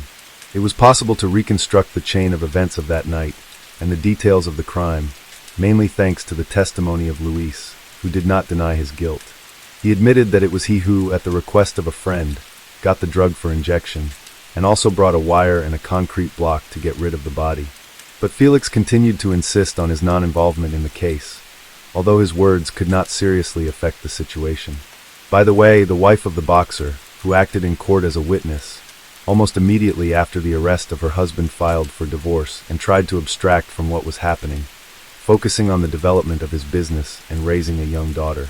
According to some reports, not so long ago, Elisa Santiago remarried. Elisa herself admitted in an interview that she repeatedly received anonymous calls and messages with death threats, as well as death wishes to her and even Miranda. Many considered it was the spouse of the athlete as the organizer of the crime, but no evidence was found. In the summer of 2023, it became known that the jury, having familiarized itself with all the evidence and heard the testimony of all the witnesses, was finally ready to announce the final verdict.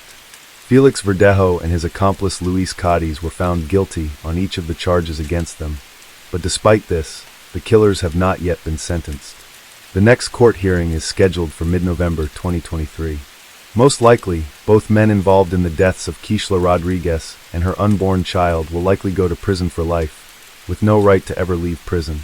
In the early hours of July 7, 1985, 54-year-old Jane Anchor Hilton was found beaten and stabbed to death. She was discovered in a bedroom at her employer's house, a house she moved into only the previous day, seeking refuge from a troubled marriage. Jane was discovered by two fellow housemates and her own daughter, Autumn. The murder made no sense, and the case dragged for 14 years, until two new detectives reopened the cold case in 1999. A misquote in an article led investigators to point the finger at Ricky Davis. Davis was eventually tried for the crime and convicted, all the while proclaiming his innocence. Determined not to give up, he sought help from the same justice system that put him behind bars. 15 years later, Davis was exonerated and the real killer found thanks to genetic genealogy testing and the determination of a group called the Innocence Project, who were determined to find the truth. Jane was a familiar face around El Dorado Hills, California. She was a columnist for Foothill Times. She often covered social events in and around town for the paper. Jane had 6 children whom she loved, and often wrote poetry to help inspire them daily. She'd been working toward getting her real estate license, and was married to Archie Hilton in 1984. However, by July 1985, their marriage started to fall apart. It was then she asked her employer, Wilma Klein, for assistance. Klein owned a fairly large home in El Dorado Hills. With her lived her daughter, Maureen Klein, and her boyfriend. Wilma's grandson, Ricky Davis, and his girlfriend, Connie Dahl, also occupied a room at the house. On July 6, 1985, Wilma welcomed Jane and her youngest daughter, 13-year-old Autumn Anchor, into her home. By all accounts, it was a full house. The first night of her new life would prove to be the night her life ended. At 3:30 a.m., Ricky Davis, then 20, and his girlfriend, 19-year-old Connie Dahl, returned from a party to find Autumn lingering about outside. She told them she was out late and afraid her mother was going to be angry. All three made their way into the house. There was blood in the hallway. It was silent as they reached the first room, belonging to Maureen, Ricky's mother. On the bed was the bloody body of Jane Hilton. She was not breathing. Maureen and her boyfriend had gone on a camping trip and were not home at the time. Ricky and Connie called 911. Paramedics and police arrived, but Jane was pronounced dead at the scene. She had suffered 29 stab wounds, was beaten and bitten on her shoulder. It was a senseless murder, and investigators began to interview those closest to Jane. Archie Hilton, Jane's estranged husband, was interviewed and provided detectives with an alibi and DNA. Archie had been the logical choice as he and Jane had been going through a rough patch. He, however, said that the marriage was not over and that there was no trouble between them. He was cleared and all leaves went cold. Ricky Davis and Connie Dahl both told investigators they arrived home in the early morning hours and found Autumn waiting outside. When they entered the house, they found the hallway carpet bloody. The blood trail led them to the master bedroom, where they found Jane lying dead on the bloodied mattress. They speculated that an intruder may have been responsible for the murder. For 14 years, the case remained unsolved. The cold case reopened in 1999. El Dorado County Sheriff's detectives Richard Strasser and Rick Fitzgerald retest with the investigation. After poring over paperwork, they zoomed in on a news article. Connie Dahl, former girlfriend of Ricky Davis and housemate of Jane Hilton, had given an interview to a reporter. She was quoted saying Hilton's body was lying in bed like someone placed her there in the position she would normally sleep in. This statement seemed to contradict a muffled audio recording of a statement that Davis had previously made. Detective Fitzgerald falsely thought he heard and say the body was found on the floor. Dahl was, at the time, serving a jail sentence in Oregon on unrelated charges. Detectives brought her in for an interview and began a 3-hour-long interrogation. Initially, Dahl stuck to her original story. Over the next 18 months, though, she would be interrogated 4 times. Detectives were found to have used techniques known to increase the chances of a false confession. Dahl was systematically forced into incriminating Davis and Jane's daughter Autumn in the murder. Dahl was threatened with the charge of murder. If she cooperated, though, she'd be given a lenient sentence of manslaughter and serve only a year. Detectives Strasser and Fitzgerald told Dahl that DNA evidence was going to be used to trace the suspect. In truth, no DNA evidence was brought into the case during that period.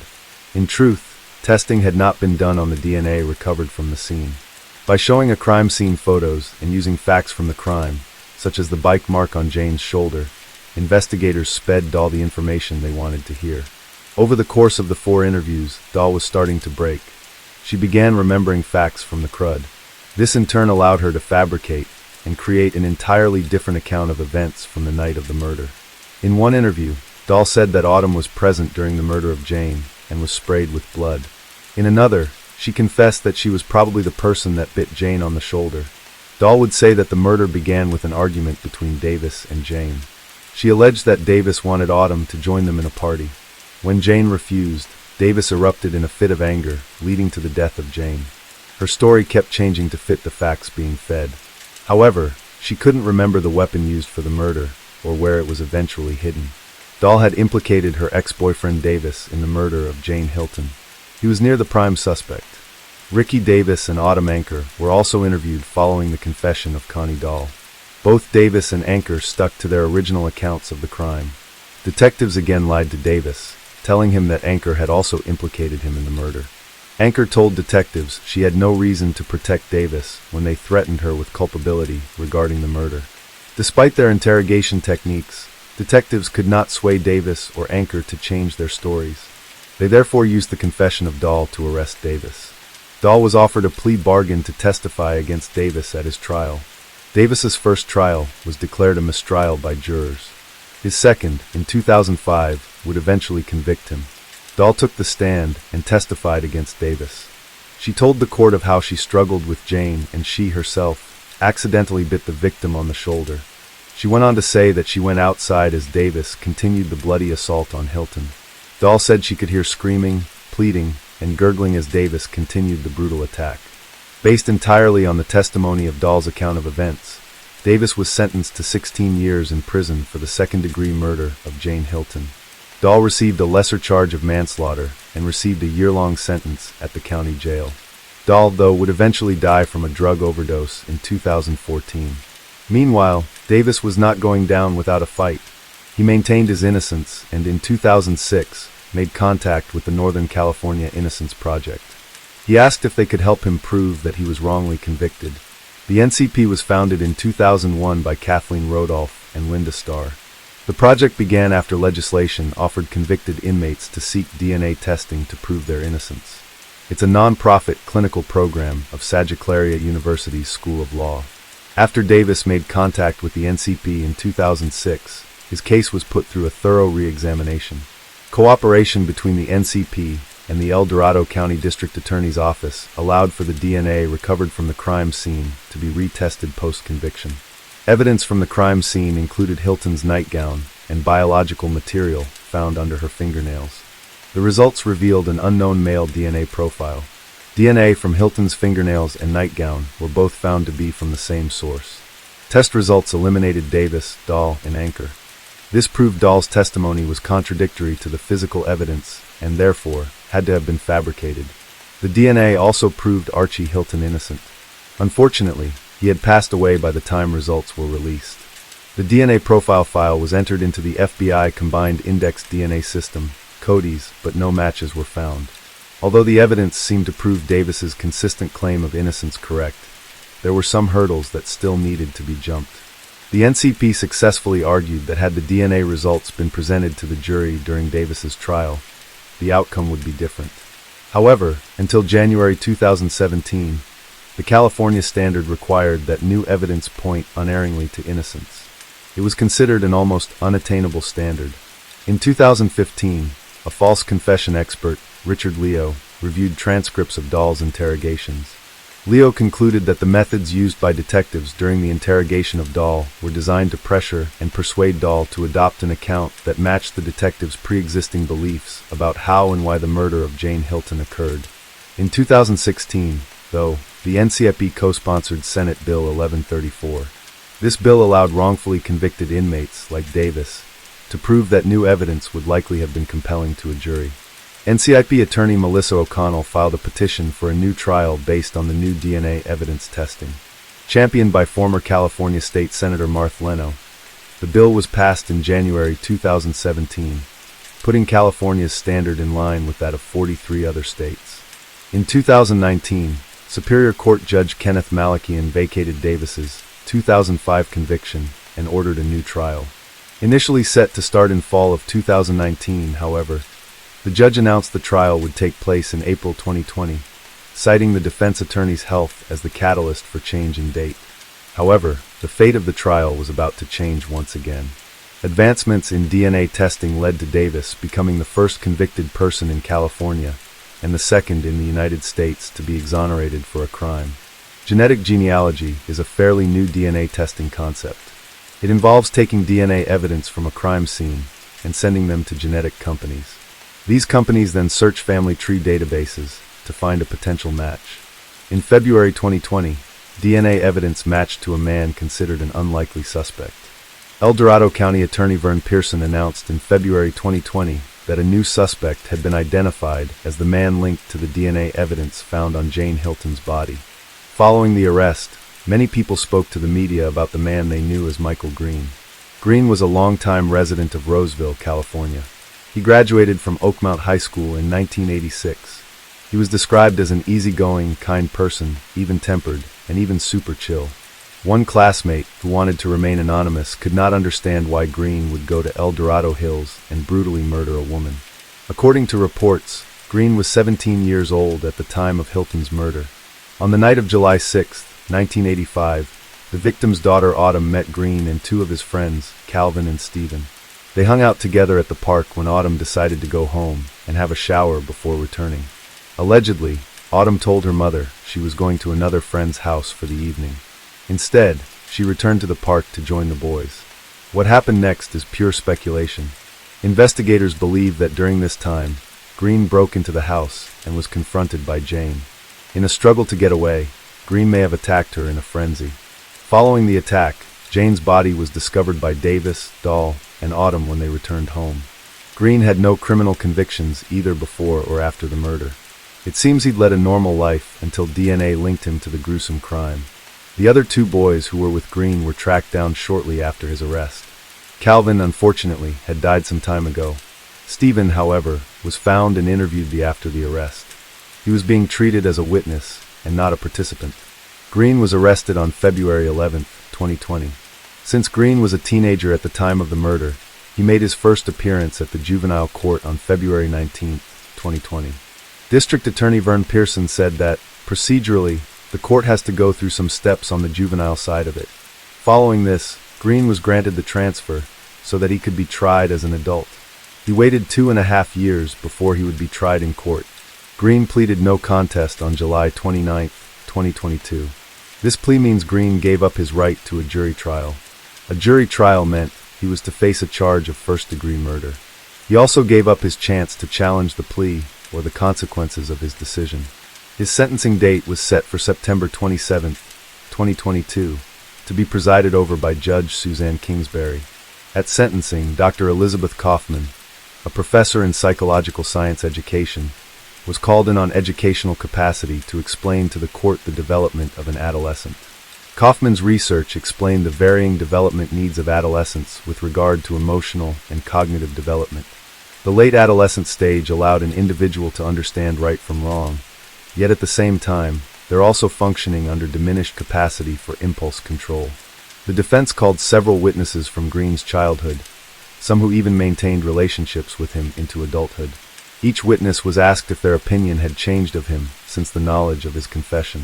All witnesses agreed they'd been shocked to discover that he was responsible for the murder of Hilton. Individuals who knew him in varying capacities described him as jovial, popular, funny, and loving. These words were used to describe him before and after the murder. Green's ex-wife, Karen Green, said after witness statements were given, each of Jane Hilton's children presented their victim impact statements. They all described the unforgivable loss that Green inflicted upon their family. The court listened to her description of the feeling of gathering her mother's belongings from the house in which she was killed. Ardith finished with a powerful declaration. Hilton's son Ian echoed his sister's sentiments. He went on to explain the uncertainty the family faced and the recurring nightmares they suffered, especially after the crooked finger of blame was pointed at his own sister, Autumn. He broke down in tears as he ended with an almost inaudible remark. Autumn was the last to speak. Her statement showed true agony as she recounted the cloud of suspicions she'd lived under for the last 2 decades.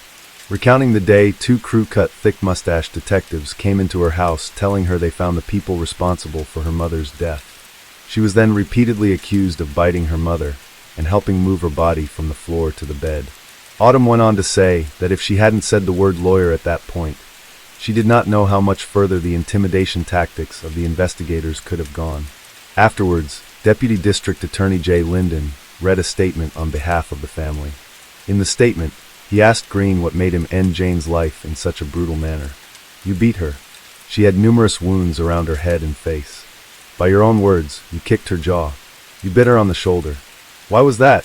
Linden continued to read the statement that expressed how Green didn't just murder Jane. He destroyed numerous lives in the process.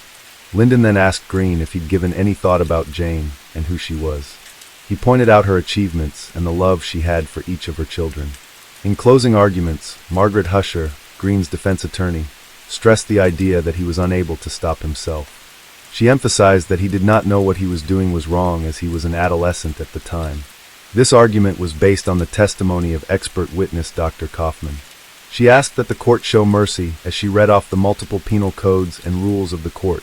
Judge Kingsbury interjected by saying, "The court is not going to put him on probation," effectively ending any further comment from the defense.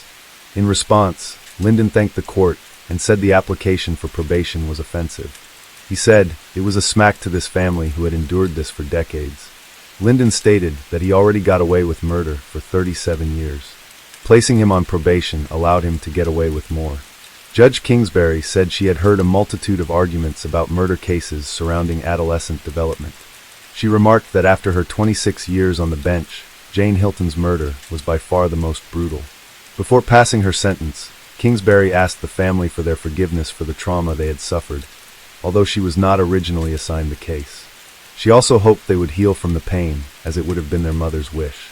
Kingsbury then encouraged Green to use all resources at his disposal in the California Department of Rehabilitation.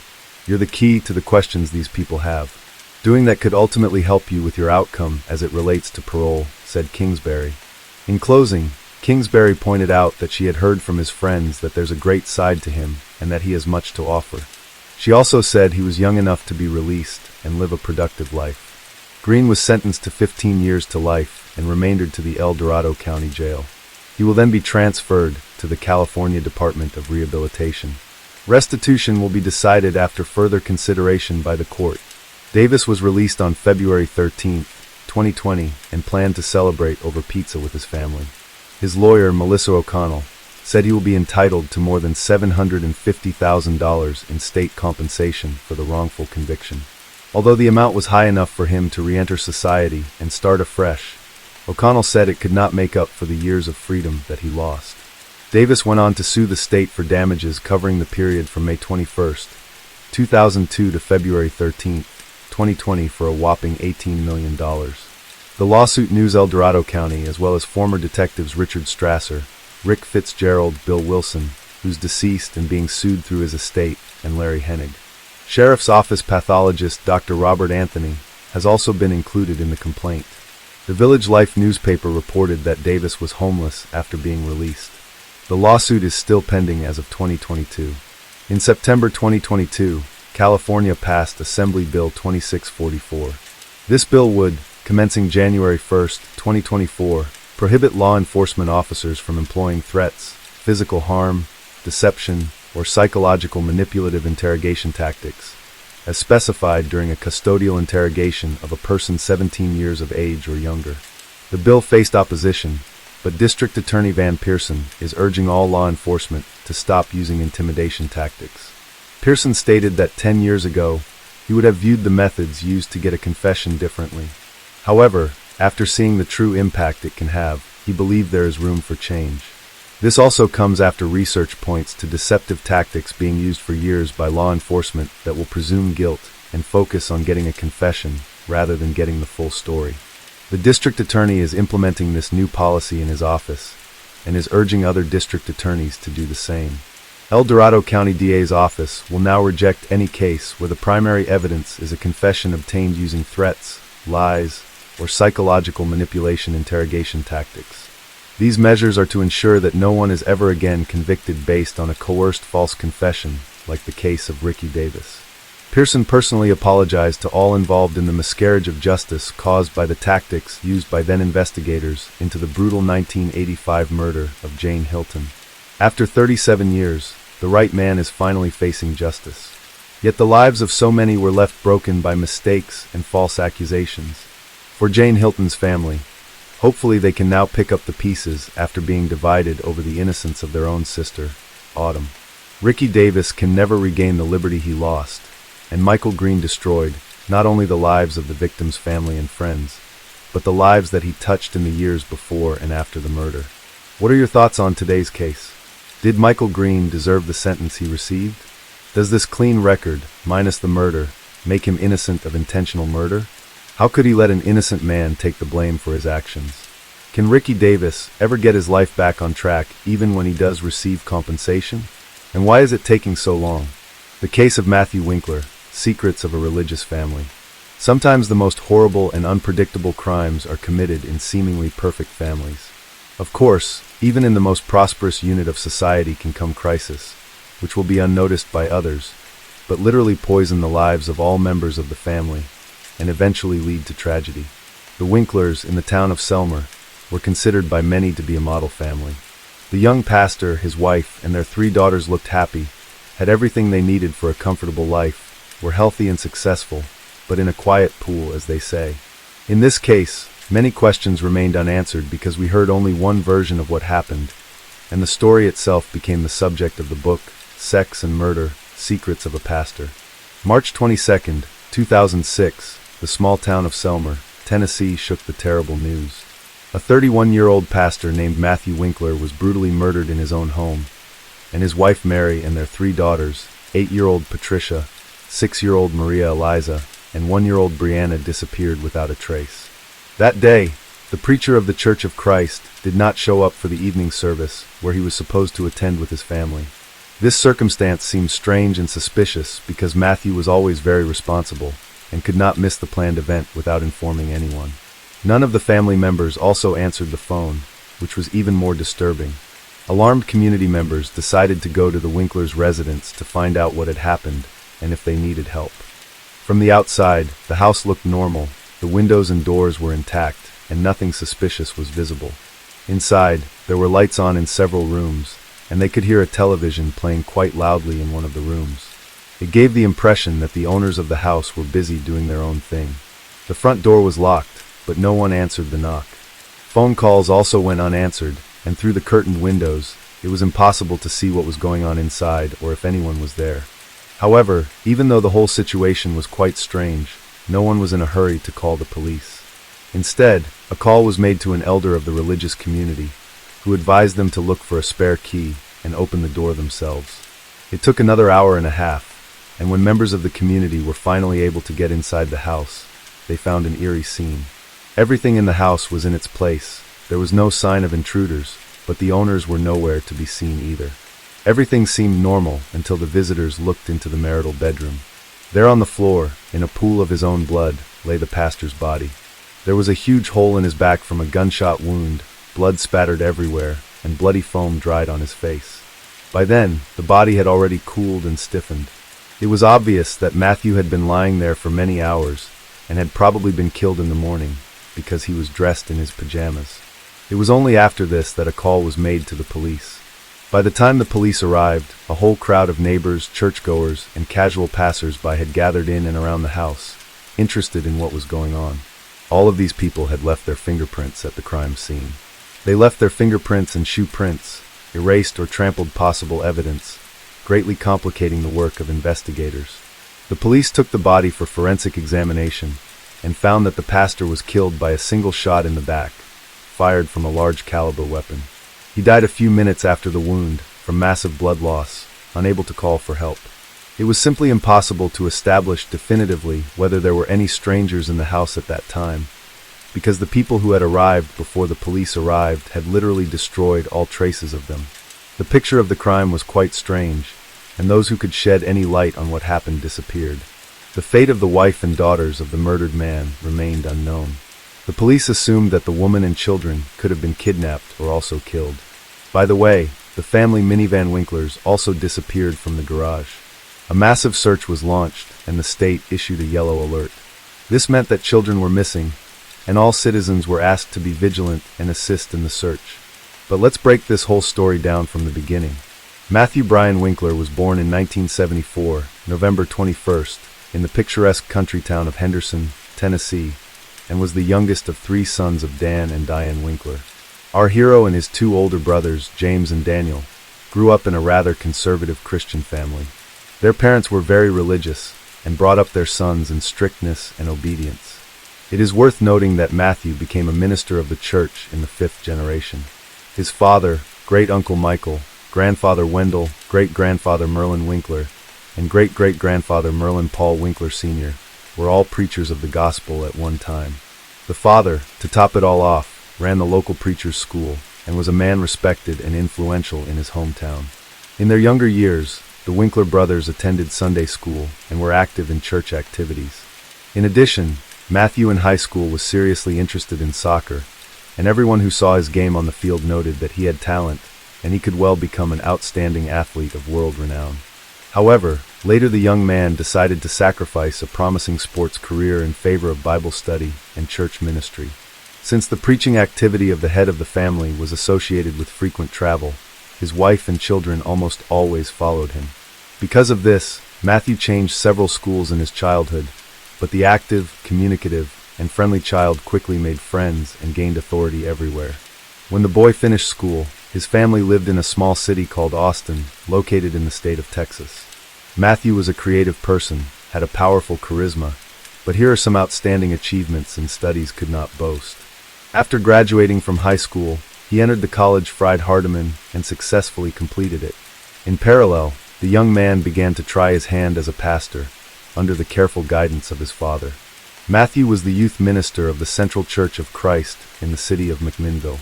He was later appointed to the preaching position at the 4th Street Church of Christ in Selmer, Tennessee. Mary Carol Winkler, maiden name Freeman, was born in December 1973 in Geist Township, Tennessee, and was the oldest of 2 daughters to her parents.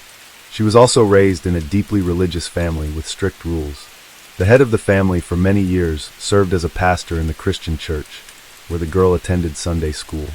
A few years later, a second daughter was born to the family and named Patricia.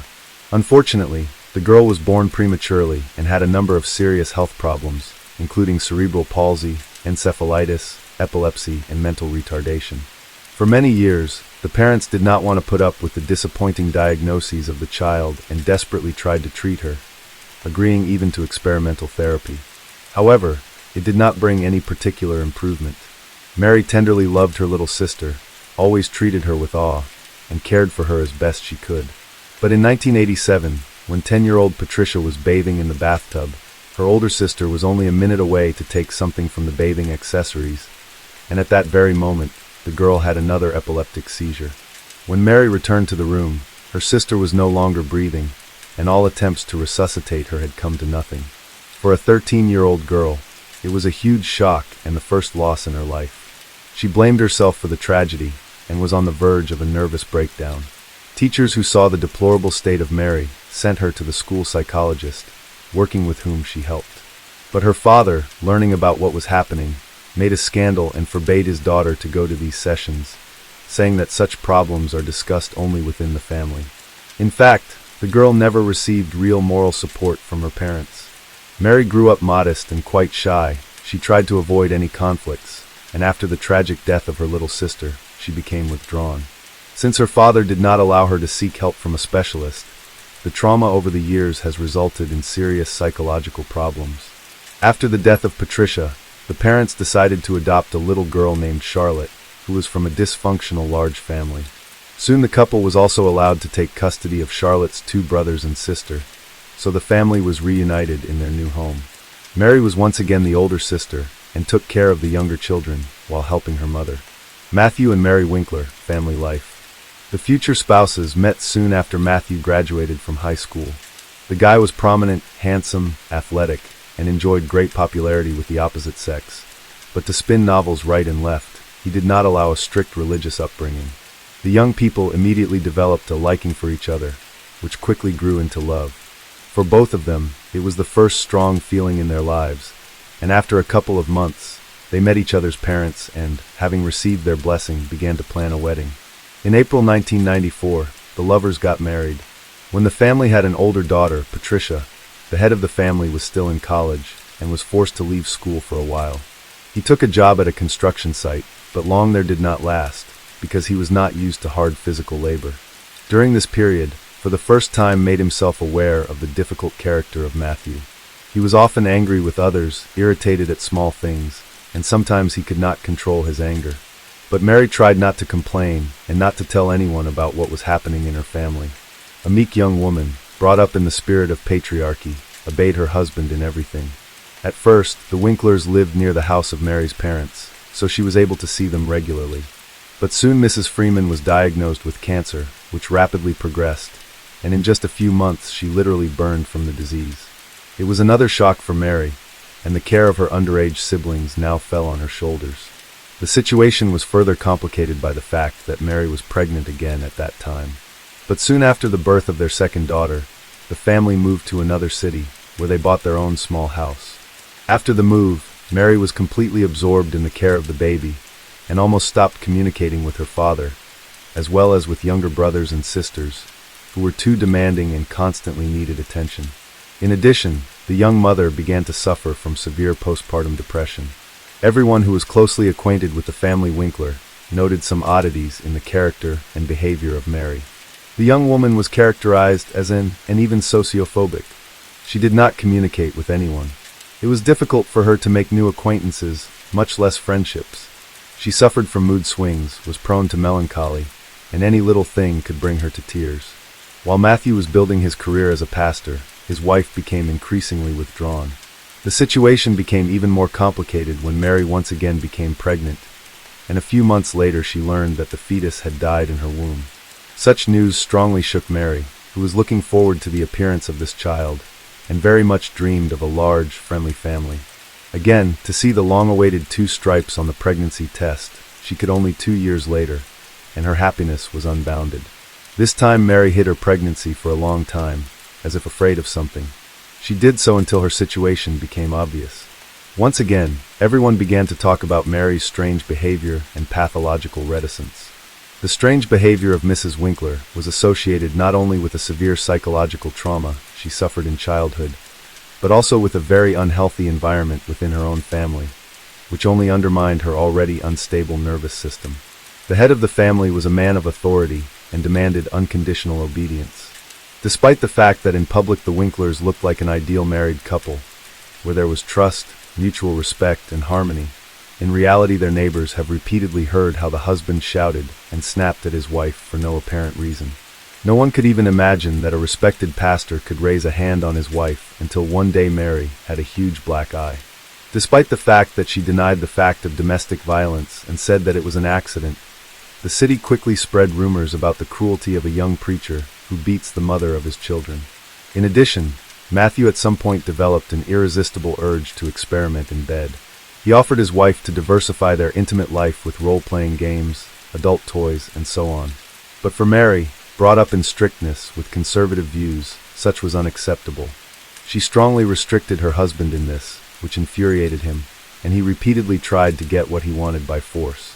One day after another abuse in bed, Mary called her only close friend in tears and complained to her about the situation. The friend, who promised to keep her secret, immediately blabbed about everything, which provoked a new wave of rumors and gossip about the unacceptable behavior of the clergyman. At that time, Matthew was up for promotion and aspired to be a local church leader, but he was rejected because of rapidly spreading unpleasant rumors about him.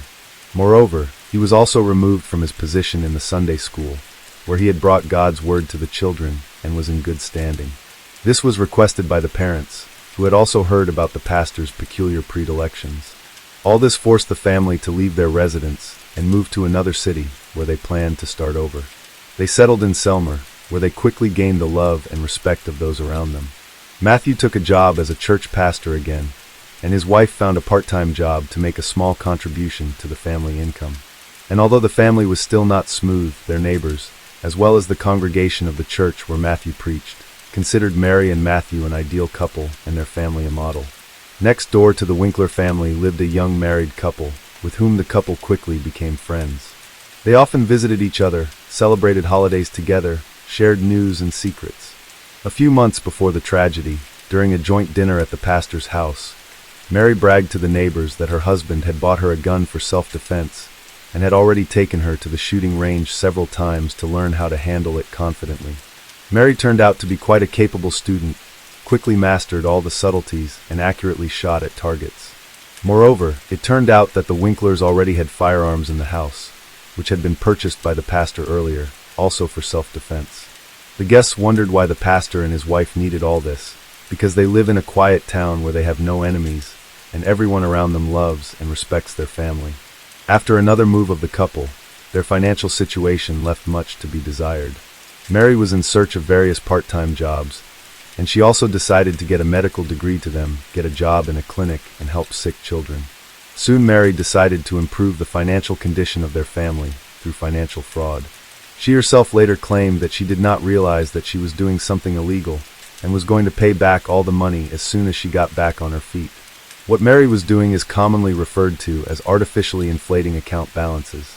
Mrs. Winkler also received checks from unspecified sources and then deposited them into a bank account she and her husband owned. She then changed the address of the account so that all communications would be routed there. The total amount of checks she received was almost $17,000, which aroused certain suspicions of the bank employees, who decided to invite the couple to the office branch to clarify the circumstances and resolve the situation. But the pastor and his wife never showed up at the bank, and this aroused even more suspicion. It was assumed that Matthew was not aware of what his wife was doing at all. However, after Matthew's death, his wife tried to prove in court that the whole story of fraud was his idea, and that it was he who forced her to make dubious transactions, while he himself remained in the shadows, without arousing suspicion. Whereas Mary disappeared too. When Mr. Winkler was found murdered in his own home, his wife and daughters were put on the wanted list, fearing that they too might be in mortal danger. Initially, the meek, shy, and homely Mary was initially viewed solely as a possible victim of the crime. However, after talking to neighbors and receiving information from the bank about financial fraud, she became the main suspect in the murder of her own husband. It was necessary to find out as soon as possible where Mary had disappeared to, where the children were, and if they were all right. They, as well as their family car, were put on the wanted list. Attempts were also made to trace transactions made for Mary's bank card and to locate her location through her cell phone signal. Mary was found just a day later in an Alabama resort town, where she and her children were having fun at a local amusement park. It was as if the mother wanted to give her children one last party, realizing that she would soon be going to prison and would see her girls very soon. When the family was taken to the police station to testify, the two older daughters confidently told the same story. According to them, intruders broke into the house and injured their dad, and their mom picked up a gun to protect them. They were then forced to run for their lives. According to the girls, their father was alive and in the hospital, and they were soon to go and see him and return home. What exactly happened in the house, as it turned out, Patricia and Maria Eliza did not see and learned about the events from the words of their mother. They only heard a gunshot and glimpsed their father lying on the floor, and then their mother put them in the car and they drove away. Mary almost immediately began to confess, but she claimed that she could not reconstruct the entire chain of events of that day, referring to the temporary blur. According to her, her spouse had abused her for years, humiliating her and inducing her to forms of intimacy that were unacceptable to her. Mary insisted that it was he who had initiated the financial scam she had perpetrated. Matthew demanded total obedience, easily lost his temper, and once gave the will of his fists. This was confirmed by Matthew's secretary at his previous place of employment. The woman repeatedly witnessed how the pastor insulted his wife, who carefully brought him lunch to church, but he was always dissatisfied with something. The evening before the tragedy, there was another scandal in the family, because of which the spouses went to bed in separate rooms. Mary cried all night, and in the morning she did not realize how in her hands was a shotgun, which her husband kept loaded. She entered Matthew's room and shot him in the back while he was still lying in bed. Matthew collapsed to the floor, bloody foam oozing from his mouth and nose. According to Mary, her husband, while still alive, whispered, "Why?" To which she replied, "I'm sorry, I'm so sorry." Mary then took her daughters and left the house, and her husband, as experts have established, tried to reach for the phone to call for help, but he no longer had the strength to do so. By the way, the weapon of crime was found in the trunk of the car on which Mary left with the children. For what purpose she took it with her, Mrs. Winkler also could not answer. At the trial, the role-playing costumes found in their home were presented as evidence of the pastor's humiliation and moral abuse of his wife. Upon seeing them, Mary turned pale and then became hysterical. Despite the fact that she confused her testimony and told several different versions of what happened, the court agreed that she was the victim of a domestic tyrant and the murder was the result of years of anger, resentment, and pain. However, this did not absolve Mary of responsibility for what she had done. In April 2007, the court delivered its final verdict in this complicated and confusing case. Mrs. Winkler was found guilty of involuntary manslaughter, but her mental state raised many questions. It was originally expected that the young woman would be sent to prison for at least 6 years, but in the end, she was given a sentence of less than 1 year. She spent 2 months of that sentence in a psychiatric hospital, where experts were trying to determine whether she could regain custody of her children upon release. In the summer of 2008, Mary was given sole custody of her daughters, who all this time lived with their paternal grandparents. Matthew's parents were extremely upset by this circumstance. They believed that their daughter-in-law had deliberately killed their son and suffered virtually no punishment for it, and now their granddaughters were given full custody of her. However, all their numerous attempts to file appeals had failed. As for the fraud case, it never went to trial. The bank never filed formal charges, and the whole story was dropped. Hello friends, welcome to our channel. Today we're going to take a look at another horrible case with you. The case of Sir Ben McLaughlin. On February 28, 2006, McLaughlin was found deceased in a locked bedroom at her residence in Natchitoches Goldstown, Dublin 14. At first, it appeared as if she had tragically taken her own life. But within hours, the members of the McLaughlin family were convinced that she had been brutally murdered. Sir Ben was one of 8 children, 7 girls and 1 boy, born to her parents, Ewan and Deja McLaughlin. Sir Ben worked as a chef in the canteen of an electrical firm. In 1989, at the age of 21, she met a man named Brian Carney, who was 31 years old. Brian worked as an electrical engineer for the same firm, which was a very good job. Sir Ben lived in an apartment, while Brian lived with his toddler daughter, Aisling, from a previous relationship. Brian's wife and the mother of his child had passed away from natural causes a few years before Sir Ben and him met. Brian was raising his daughter alone. Eventually, Sir Ben would move in with Brian and his daughter. They renovated this house and then decided to sell it. Sir Ben decided to set up her own catering business, as she had trained at the Shelburne Hotel, and she was ahead of her time when it came to food. She used ingredients that were uncommon in Ireland during the 90s, but would now be considered standard. The era of meat and potatoes had passed. Brian was not only an electrical engineer, but he also owned a music shop called Music City, which he sold in 2005. In 1995, the couple got engaged, but then split up. They did keep in touch with each other over the years, meeting for dinner every few months. While they were separated, Brian never entered into any other relationship, and eventually they reconciled. In January 2002, they got married and Sir Ben was expecting a baby. Their son, Daniel, was born 6 months later. That same year, Brian and Sir Ben traveled to Spain on holidays, with the prospect of buying a boat. But while there, they came across a 200-year-old merchant's mansion on the island of Mallorca in Spain. They bought it and converted it into a boutique hotel. It had 6 luxury bedrooms and a heated outdoor pool. The couple bought the property for €2.5 million and oversaw most of renovations themselves. Sir Ben was a visionary, traveling from place to place, collecting pieces for the hotel, along with her impeccable taste and furnishings. Sir Ben's culinary skills were what would make the hotel a success. The hotel opened in January 2003, and Sir Ben's barbecues quickly became a highlight of guest stays and were popular among the locals. Sir Ben and Brian would regularly travel back and forth between Mallorca and Ireland. However, during the holiday season, which spanned from March to December, Brian would travel back to Ireland more frequently. This meant that Sir Ben was left in charge of running the business in Mallorca, while also raising their son, Daniel. Later, people who knew Sir Ben would say that towards the end, they could see that she was not happy and was exhausted from doing everything. They felt there was an atmosphere of tension when Brian was around. However, because Joven's family was so large, Sir Ben would frequently receive visits from one or a few of them, and she was very glad to see them. These visits seemed to lift her spirits and put a pep in her step. Sir Ben was very independent, but she also greatly valued the closeness of her family. A few years into owning the property in Spain, Brian and Sir Ben decided to build a new house beside their property in Dublin, hoping to sell the original house and move into the new house or rent out either of the properties. Sir Ben came home to Dublin for the break. In 2006, she consulted a lawyer about legally separating and what she had to do. The solicitor advised her to keep a diary of the goings-on between herself and Brian. She enrolled their son Daniel in a local school and was going to approach Brian about her and their son moving into the new house that was being built next door. While Sir Ben loved what she had built out there, she was very much on her own, overworked, and trying to raise their son with no family around her for support.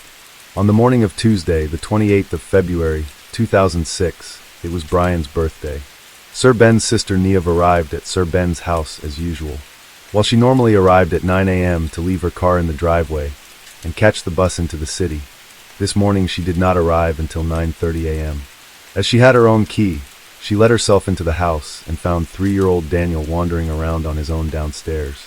Niamh then went upstairs to Sir Ben's bedroom door and found it was locked. There was no reply when she called her name. Niamh then called her father and mother and informed them of the situation. When the father arrived, he broke down the door and found Sir Ben lying in the bedroom near the ensuite door. Owen reached down and touched Sir Ben on the head and then the leg and found she was cold. He knew then that his beloved daughter was dead. She was only 38 years old. The key to the bedroom was found on the floor, just inches away from the main bedroom door, and it appeared to have been pushed under. Owen immediately contacted the Garda, Irish police. When they arrived and examined the scene, they felt it was staged. Photos had been placed around Sir Ben, almost like a shrine. A cord was partially wrapped around Sir Ben, and the cord had been broken. When the forensic team arrived and examined the scene, they found indentations at the top of the ensuite door, and the other part of the vacuum cord was wrapped around the door handle on the inside of the door, making it look like she had tried to hang herself. It later emerged in court that the cord would have snapped within 5 seconds due to Sir Ben's weight, and she would have had to have been at least 6 inches off the ground. These two factors, combined with other evidence, indicated that it was impossible for Sir Ben to have taken her own life. It was also determined that Sir Ben had been dead for a few hours, as rigor mortis had already set in. The Garda imposed a 2-day media blackout on the case and advised the family not to speak to the press. After Sir Ben's killing, it was said that the Garda took this step to try and avoid publicity of the case and to prevent a repeat of what had happened in the Rachel O'Reilly case 18 months earlier, where no charges had yet been brought. The blackout was lifted when Brian's mother-in-law informed him of Sir Ben's passing. The McLaughlin family gathered, united in grief, while Brian received little sympathy, his sister offering consolation. The family referred to Sir Ben by her maiden name, evidently privy to information unknown to others. Brian was extensively questioned. Could he leave, only to be told he had to speak to the detectives first? He also questioned whether they would want the clothes he was wearing, which was strange. Brian was eventually allowed to leave after speaking with the detectives, and he did not hand over the clothes for testing, as he had asked for a specific item of clothing from the back bedroom to change into.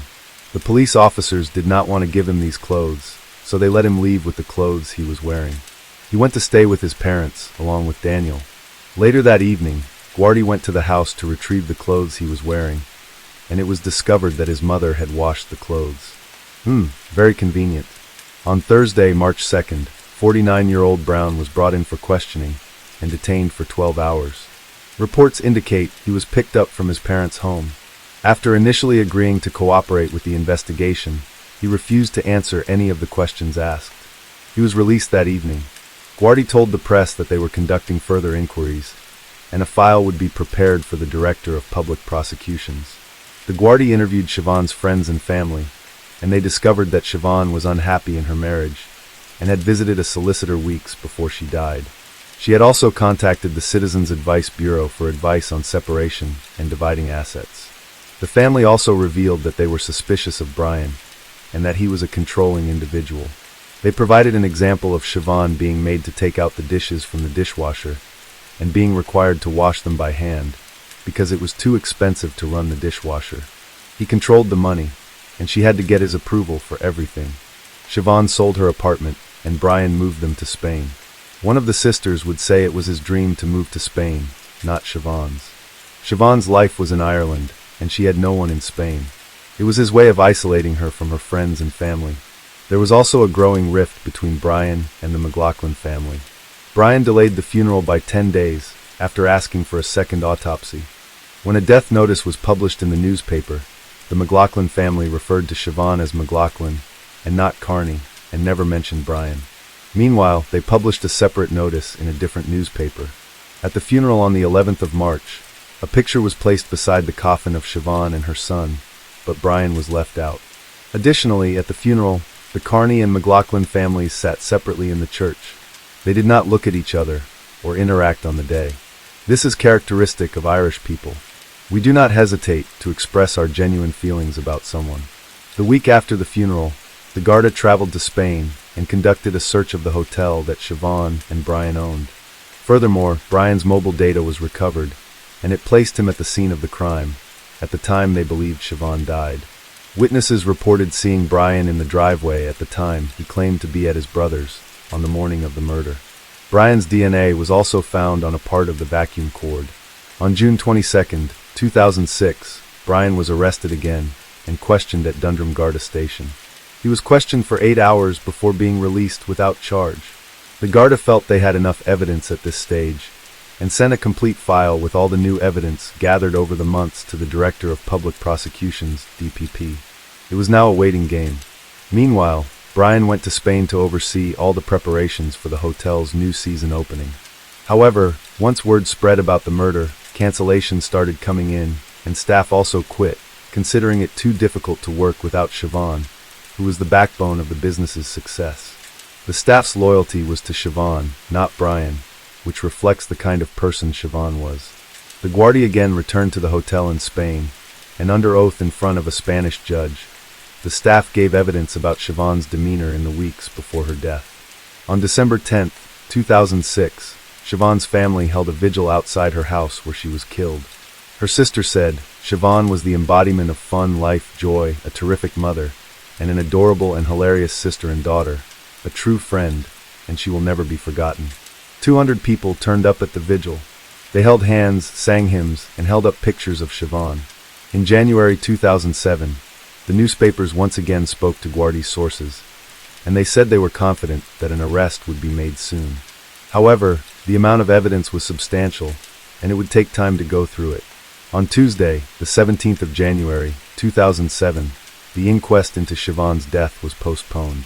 The McLaughlin family appealed to the public for fresh information to convict the main suspect, Brian, as the Director of Public Prosecutions announced they needed even more evidence to go for a conviction of murder against Brian. Brian did not attend the short hearing. On May 30, 2007, Kearney was arrested at his home next to his original home with his kids. He was charged with Siobhan's murder, brought to court, and remanded to prison. His response was not guilty, and no bail request was made.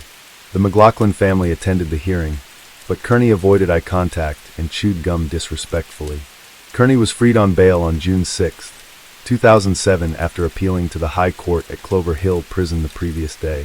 His release came with conditions. He had to surrender his passport, pay €100, and provide a €55,000 bond from an independent juror, which his brother Patrick supplied. He also had to sign in weekly at Dundrum Garda Station. In July, a date was set for the trial to begin 6 months later, with a 4-week time frame to hear all evidence and reach a verdict. So the trial was to start in early 2008. On February 11th, Kearney appeared for trial before Justice Barry White and a jury of 12. He pleaded not guilty. However, one juror worked for a home security company that had installed and serviced the Kearney residence system. While the defense was willing to continue with 11 jurors, the prosecution objected and the judge agreed. The jury was dismissed and a new one sworn in a week later. It was the prosecution's case that Kearney had murdered Siobhan, tried to stage it as a suicide, and left his son alone before going to work. The McLaughlin family testified about the events, and Siobhan's father found her dead. Her mother also recounted the morning's happenings, including Neve's wrong actions towards the Kearney. She said when Kearney arrived home, she broke the news to him that Siobhan was dead upstairs. When she had been on the phone with him, she had not told him what was wrong, and Kearney never asked. Deja also confirmed that in 1999, Siobhan had signed herself into the St. John of God psychiatric unit after suffering from stress at work and what was described as a little breakdown. But after 5 days, she returned to work. Bridget, Siobhan's sister, stated that in 2005, Kearney phoned her to say that Siobhan was suffering from her nerves again, but when Bridget phoned Siobhan, she was perfectly fine. Ward, who worked for Colors Electrical with Kearney, said Kearney was in the habit of arriving to work between 8:30 a.m. and 9 a.m., but on the morning of Siobhan's murder, he arrived extra early, between 7:50 a.m. and 8 a.m. A solicitor confirmed that multiple letters regarding the separation had been sent to Kearney, but he never responded to any of the correspondence. Kearney's statement to the guards was then read aloud. Kearney told the security guards that on the morning of Siobhan's death, he had noticed her door was locked. The previous night, Siobhan and Daniel had returned home from a visit to her friend's house around 8:30 p.m., and Kearney had put Daniel to bed and slept in the same room, while Siobhan slept in the master bedroom. Kearney had said they woke up at 7 a.m. the next morning, had breakfast, and Kearney put on a DVD for Daniel, went upstairs to brush his teeth, and then attempted to enter Siobhan's room, but it was locked. He called out that he was leaving, went downstairs, kissed Daniel goodbye, and left for work. The court adjourned when a juror fell ill, but returned the next day. Evidence showed Siobhan couldn't have hanged herself. The pathologist found marks on her neck and chin, 3 larynx fractures, blood, and chin abrasions. She said the neck marks didn't come from hanging, significant force was applied, and Siobhan was assaulted in bed, gripped by the neck, and a ligature used to hasten her death. The security guards reported no signs of forced entry, as the house's windows and doors were in good working condition.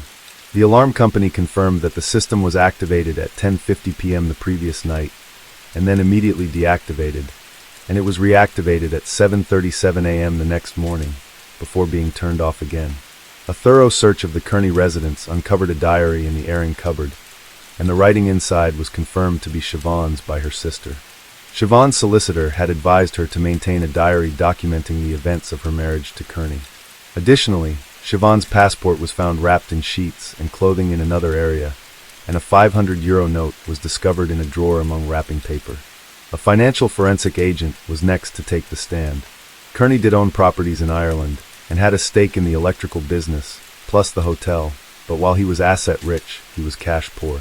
On Monday, the 3rd of March, closing arguments began. The defense were first, and they said the prospect of splitting with Siobhan did not suit Kearney financially. He wanted to sell one of the houses at Knocknashie, but if Siobhan wanted to move into one of them, this would not be an option, and Kearney would have to work out his debt.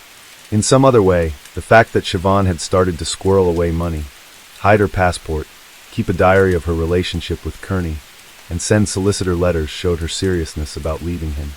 Siobhan was looking forward to her future and making plans, which showed that she was not suicidal. The evidence shown by forensics also showed that it was next to impossible that she had taken her own life. Kearney even admitted that he, Siobhan, and their son had been the only ones present that night. The defense recommended caution, as the prosecution had shown no hard evidence, and it was all circumstantial evidence. They said the jury needed to pay attention to what was missing in the case. There was no history of violence, no custody dispute, no alcohol abuse or jealousy. The jury was asked to ignore the emotions of the McLaughlin family when they were giving evidence. It is known that there doesn't have to be outward signs of abuse, as it's the rabbit hole of a course of control, which the family would say there was plenty of. Siobhan was strangled, and she had known Kearney since a very young age. There were no visible signs of physical violence, but there were extreme levels of control, like Kearney telling her to take the dirty dishes out of the dishwasher and hand wash them, because it would cost too much money. When Siobhan finally said she was going to a solicitor, that's when Kearney couldn't cope and he took her life. Coercive control is considered a form of domestic abuse, even if there is no physical violence. This is a growing issue that we are only now starting to address in the 2020s. On the 4th of March, Justice Barry White charged the jury and referred to the victim as Rachel rather than Siobhan in his summing up, which was a terrible mistake. It so happened that at the same time he was overseeing the case of Rachel O'Reilly, and he apologized. It wasn't the first or the last time that both women would be mentioned in each other's trial, as they both had died within 18 months of each other, under similar circumstances. The jury was discharged that evening, and the following evening they came back with the verdict of guilty of murder by a majority verdict of 11-1. The McLaughlins wept and hugged each other as the verdict sunk in. Kearney made no reaction, but his daughter who sat next to him wept, and Kearney took his wedding ring off and took his wallet out and handed them to her. Kearney was sentenced to life there and then, and the McLaughlins asked to give a victim impact statement, but this was denied, which I don't understand why. Kearney was escorted to a van and brought to Whitfield Prison to start his sentence. Kearney lodged an appeal straight away, and it was heard in 2009, and the three-judge panel dismissed the appeal. In 2012, Kearney was refused permission to bring his appeal to the Supreme Court. 7 years later, in 2019, Kearney's applications for parole were refused on 2 occasions. Kearney's sister told her local radio news network that the parole board had recommended Kearney for 2 outside prison visits with his family, suggesting they were preparing him for release. However, the parole board will only recommend his release if he admits his guilt, which he has never done. As of 2022, although the Minister for Justice has the final say on any release, Kearney remains incarcerated. In prison, Kearney is a trained counselor to help other inmates with their mental health and works for the organization the Samaritans. He is also trained in first aid. While in prison, he decided to sell the hotel in Spain, but then took it off the market in 2010. The hotel was then run by his brother Patrick and his wife, and it is still open, although it may be under new ownership since then. Kearney said he wanted to keep the hotel in order to facilitate his son's education. The McLaughlin family sought to adopt Daniel, but it's unclear whether they did or how he is doing, which is good, as he deserves some peace, as does his half-sister Aisling. A family with 3 children lived in the house where Siobhan was murdered, but it was up for sale for €1.4 million back in 2008. It's presumed that it has been sold since then. Kearney's daughter did live in the new house while he was still a free man, but there have been no updates on her either. If Kearney decided to sell off all his assets and pay off his debts, he will have a significant amount of money when he gets out, and he may even become a millionaire. The family were considering suing him for Siobhan's chair, at least, if not all, but there are no public details on this. Siobhan's sister Aisling released a statement after Kearney's conviction, saying that while their lives were utterly destroyed by Siobhan's death, Siobhan had now got justice. They are grateful to have known, and had someone as special as Shawnee in their lives, which was their nickname for her. However, they miss her every hour of every day, and the unbearable longing to see her and protect her never leaves them, even though they know it's too late. Hello friends, welcome to our channel. Today we're going to take a look at another horrible case with you, the case of Alicia Ross. A young Canadian woman named Alicia Ross vanished without a trace from her own bedroom in the middle of the night. The police were unable to find either a body or any significant evidence, and as a result, the investigation merely stagnated. The case might have remained unsolved had the criminal not turned himself in to the police. Alicia Ross was born on February 8, 1980, in the Canadian city of Markham, in the province of Ontario. There is no information about her biological parents, but it is known that they gave up their rights to the child, and she was adopted at a few months old by a couple named Marvin and Sharon Ross. Her adoptive parents provided her with love and care, and they did everything to ensure that their daughter had everything she needed and could fully develop her talents. When Alicia started school, her adoptive parents decided to divorce, but they maintained a friendly relationship and continued to participate together in their daughter's life. Soon, Sharon remarried, and her new husband, named Julius Forrest, treated the child as if she were his own daughter. The girl performed well in school, demonstrated exceptional skills in drawing, and also developed a passion for photography and a love for discovering new cities and countries. After finishing school, she spent a year in Australia, where she traveled and enjoyed life before returning home and enrolling in university in the summer of 2005. The 25-year-old Alicia went on a hiking trip in the mountains with her friends, where she met a young man named Sean, with whom she began a romantic relationship in early July.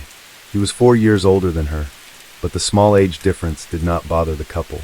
On August 16th, the young woman, along with her adoptive mother and their dogs, went for a stroll in the park. Alicia appeared cheerful and shared that she was expecting a promotion at work to the position of senior sales manager in the coming days. She was very proud, as she had been working hard for a long time, and her efforts were about to be rewarded. Additionally, the young woman discussed her boyfriend, Sean, whom she had been dating for just over a month, but seemed deeply in love with. Alicia hoped that this romance could grow into something more meaningful in the future, and expressed a desire to introduce her new boyfriend to her adoptive parents by arranging a family dinner. After her walk in the park, the mother returned home, and her daughter went on a date with her sweetheart. She promised not to be gone long, as she had to get up early for work the next day, where her promotion was to be decided. The women said their goodbyes and went their separate ways. Sharon never saw her daughter alive again. The mysterious disappearance of her own house, that meeting with Sean, is what led to the unsolved case. Alicia invited him to her house, and they had a great time together. Around midnight, the young man went home, and Alicia accompanied him to the door, which served as a second exit from the backyard. They said goodbye with a kiss, and he left, promising to call her as soon as he got home. Around midnight, as promised, Sean called his girlfriend, but she didn't answer the phone. He wasn't overly concerned, thinking Alicia had simply fallen asleep since she had to get up early for work. However, the next morning, when he tried to call her again, and she still didn't pick up, he became genuinely worried and contacted a mutual acquaintance who worked in the same office as Alicia. From her, he learned that Alicia hadn't come to work, and he immediately rushed to her house. On August 17th in the morning, Sharon and Julius planned to play golf with friends and left the house at 10. They saw their daughter's car in the driveway, but assumed someone had taken her, so they went about their day. A while later, Sean went to Alicia's house, but couldn't find her, so he called the police to report her missing. He then called Sharon to inform her. The couple rushed home, where the police were already there. Sean was the first to notice Alicia was missing, and informed the police. He was also the last to see her, the night before she disappeared, saying they had parted ways at the gate around midnight, and hadn't heard from her since. When Sharon and Julius approached the house, law enforcement was already there, inspecting the area, and speaking with Sean, who had called them. The young man appeared visibly nervous and distraught. When the mother looked into Alicia's room, she immediately noticed that all her daughter's personal belongings, which she never left the house without, were in their places. Her purse, passport, driver's license, keys, cell phone, as well as her bank cards and cash, were all left in the room, suggesting she wouldn't have gone anywhere, let alone left without them. The gate was open but not forced, implying that the missing person either let her abductor in, or willingly left with someone from the yard. In the backyard, the police found some disturbance. The lawn and flowers in one area were trampled, as if someone had fallen there. Also, a pair of cigarettes and the right sandal of the girl, the one she had been wearing the evening before, were found on the ground, laid out in a straight line. Neither Alicia nor her parents smoked, so the cigarettes did not belong to them, and Sean claimed he never smoked that particular brand, leaving the ownership and arrangement of the cigarettes unclear. Sean was almost immediately considered the prime suspect. Firstly, he was noticeably nervous, and his account seemed somewhat confused and disjointed. Secondly, he was the first to report his girlfriend's disappearance to the police, even before speaking with her parents and confirming that they too had not seen her. Thus he definitely knew she was missing. Additionally, law enforcement found biological traces on the girl's bed, belonging both to her and Sean.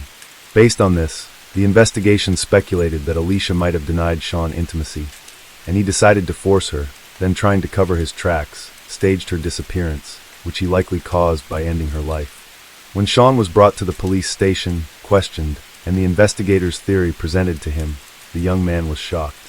He was distressed to be considered the primary suspect and swore he would never harm his girlfriend, as he loved her. He also acknowledged that they did indeed have intimate moments that evening, but insisted it was consensual.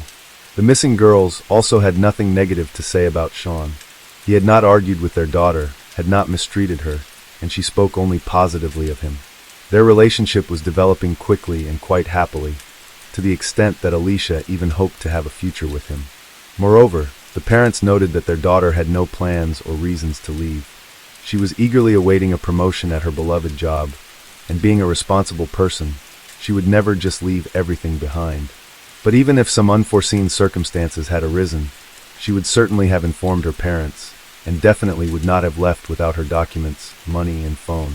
The police lacked sufficient evidence or grounds to detain Sean, and so, after questioning him at the station, they released him.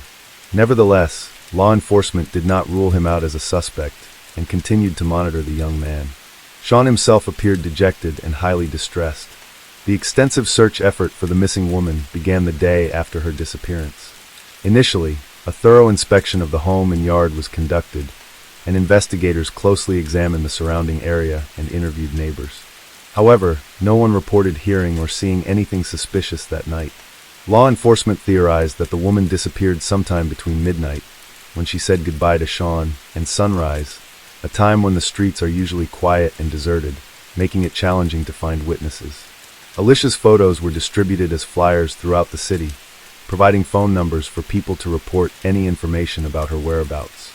The story of the missing woman was widely covered in the news and featured in popular publications, sparking significant public interest and prompting hundreds of volunteers and concerned citizens to join the search. The police received numerous daily calls related to the case, although most of the information turned out to be false or mistaken. Nevertheless, each tip and theory was investigated in the hope of finding any leads. The search area was continuously expanded, involving more people. Thorough checks were conducted in abandoned buildings, wooded areas, and wastelands. Sean also actively participated in the search efforts, despite still being the prime suspect. Feeling wronged, the young man turned to the media and gave a significant interview where he expressed his deep love for Alicia and showed photos of them looking very happy together. He tearfully pleaded for help in the search, appearing utterly devastated by the situation. The search for Alicia became one of the most extensive operations in Ontario's history. Every difficult-to-reach ravine and marshy area was scoured, but no clues, leads, or even hints about the missing woman's location were found. Her parents also appealed to the public through media, expressing their belief that their daughter was alive, but being held against her will somewhere. They implored whoever had their daughter to let her return home unharmed, and not to harm her in any way. Sean's unexpected arrest led the police to lean towards the theory that someone Alicia knew personally had abducted and possibly ended her life. This hypothesis was supported by the lack of signs of struggle, no evidence of forced entry, and the gate being left open, but no concrete leads were found. The cigarettes found on the ground bore only a heavily smeared fingerprint, which couldn't be identified. Investigators thoroughly checked Alicia's contacts and reviewed all calls and messages on her phone and email, yet nothing suspicious was uncovered. On the sixth day of the search, the case was officially reclassified as a criminal act, despite the lack of evidence. Sean remained the prime suspect. Sean lived alone in his own house, located about 10 miles from Alicia's home. After realizing that public suspicion had intensified following his media appearance, he stopped participating in the search and refused to speak with the press. Investigators interviewed Sean 3 more times, but his story remained consistent. He was then offered a lie detector test, which he refused, convincing the police even more firmly that he was involved in the crime. 2 weeks after the disappearance, Sean was arrested on an unrelated charge. He was taken into custody late at night for driving under the influence and resisting arrest. Speculations arose that he was attempting to drown his guilt in alcohol. Following Sean's arrest, Alicia's parents gave another interview, sharing that they had not personally known the young man and only knew about him through their daughter's accounts. They believed she was happy, but now they considered the possibility that their daughter might have withheld certain details to avoid upsetting them, though she had planned to introduce her boyfriend to her family soon. Police interviewed Sean's neighbors to determine if they had noticed anything unusual recently, such as him disposing of large trash bags, behaving suspiciously, leaving unexpectedly, or cleaning his car. However, no significant information emerged from these inquiries. Detectives were left hoping that Sean might eventually confess to everything. About a month after Alicia's disappearance, the media attention surrounding her case began to fade. The search continued, but it was no longer prominently featured in newspapers or news broadcasts, and the investigation seemed to have reached a dead end. The only option left for law enforcement was to keep pressuring Sean, hoping he would eventually confess to the crime. Then, a completely unexpected development occurred in the case on September 20th, 2005, more than a month after Alicia's disappearance. 31-year-old Daniel Sylvester, a local resident, called the police and confessed to ending the girl's life, revealing where he had hidden her body. It's important to note that this man had not been under suspicion previously, and the police had not considered him at all during their initial investigation. At first, it appeared that the man merely sought fame and attention, and had decided to take responsibility for the most notorious case in recent years. However, all doubts were dispelled when the police discovered the girl's body at the location he had specified. Daniel Sylvester was an unemployed recluse who lived in his mother's house, which was adjacent to the Ross family home. The two properties were separated by overgrown shrubs, creating a nearly impenetrable barrier. Despite living virtually side by side for their entire lives, Daniel and the victims had never interacted before. Alicia had seen Daniel on his property a few times, and considered him mentally unwell due to his strange behavior. The police had not shown an interest in Daniel earlier, as he seemed to be a reclusive and isolated individual who had not drawn attention to himself. Daniel had significant social challenges from a young age. He struggled to make friends, was ridiculed at school, and every effort to form relationships ended in complete failure, leading him to develop a deep resentment towards women. As a child, girls would call him a loser and say they would never associate with someone like him. At age 8, Sylvester was diagnosed with a social behavioral disorder and had been under ongoing psychological treatment, but the therapy did not provide much improvement. In his teenage years, he confessed that he had fantasies of suddenly attacking and overpowering a girl, which excited him. However, specialists were confident that these fantasies would remain just that and not manifest into real actions. After finishing school, Daniel stopped attending therapy sessions, decided not to continue his education, and became a recluse. He lived in his mother's house, isolating himself from the outside world, spending his days sitting in his room, often on adult websites, and occasionally venturing out in the evenings to secretly watch his neighbors, peeping into their windows. He particularly enjoyed watching when someone was engaged in sexual activity, as this spectacle excited him. Yet, Daniel remained a virgin well into his 30s, satisfying his desires through solitary activities. The neighbors hardly ever saw him, and thus considered him a harmless guy. Initially, Sylvester claimed that the girl's was accidental, and he hid the body to avoid punishment. According to him, when he realized the girl showed no signs of life, he placed her in the trunk of his mother's car and drove about 50 miles out of town, hiding the body in a bushy ravine by the side of a country road. 3 weeks later, fearing that the body would be discovered, he moved it in the middle of the night, even further away, to a deserted area. The body was found in the place Daniel indicated, thereby dispelling the last doubts about his guilt. However, the condition of the remains indicated that the girl had been dealt with extreme cruelty. The injuries were such that it looked as if she had been hit by a car. An autopsy showed that Alicia had nearly all her ribs broken, her neck and both arms, and also suffered extensive closed cranial trauma with internal bleeding. The exact cause of death could not be determined, but at least 3 injuries were incompatible with life.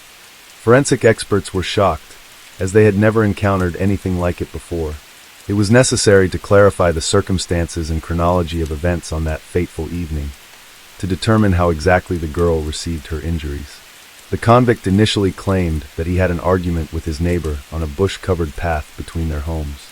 During the verbal altercation, the neighbor called him a loser, which angered him, and he struck her on the head. When she fell, he kicked her several times in the chest. Realizing she was not breathing, he decided to hide the body and then moved it again when the search area expanded. However, there were missing details and specifics in his story that did not add up. It was unclear what Daniel was doing at his neighbor's house at night, why they began arguing, and what caused such a brutal beating. The evidence found at the scene was laid out in a straight line, making it challenging to reconstruct the full sequence of events. The investigation revealed that Sylvester had gone out to observe his neighbors. He noticed that Alicia's boyfriend had come over, and he approached their house closely as the couple was being intimate. He watched them from a window, then moved back to the bushes but did not leave. As midnight approached, the lovers went outside and kissed by the gate, just a couple of feet away from the observing neighbor. When Sean left, the girl returned to the yard and noticed Daniel.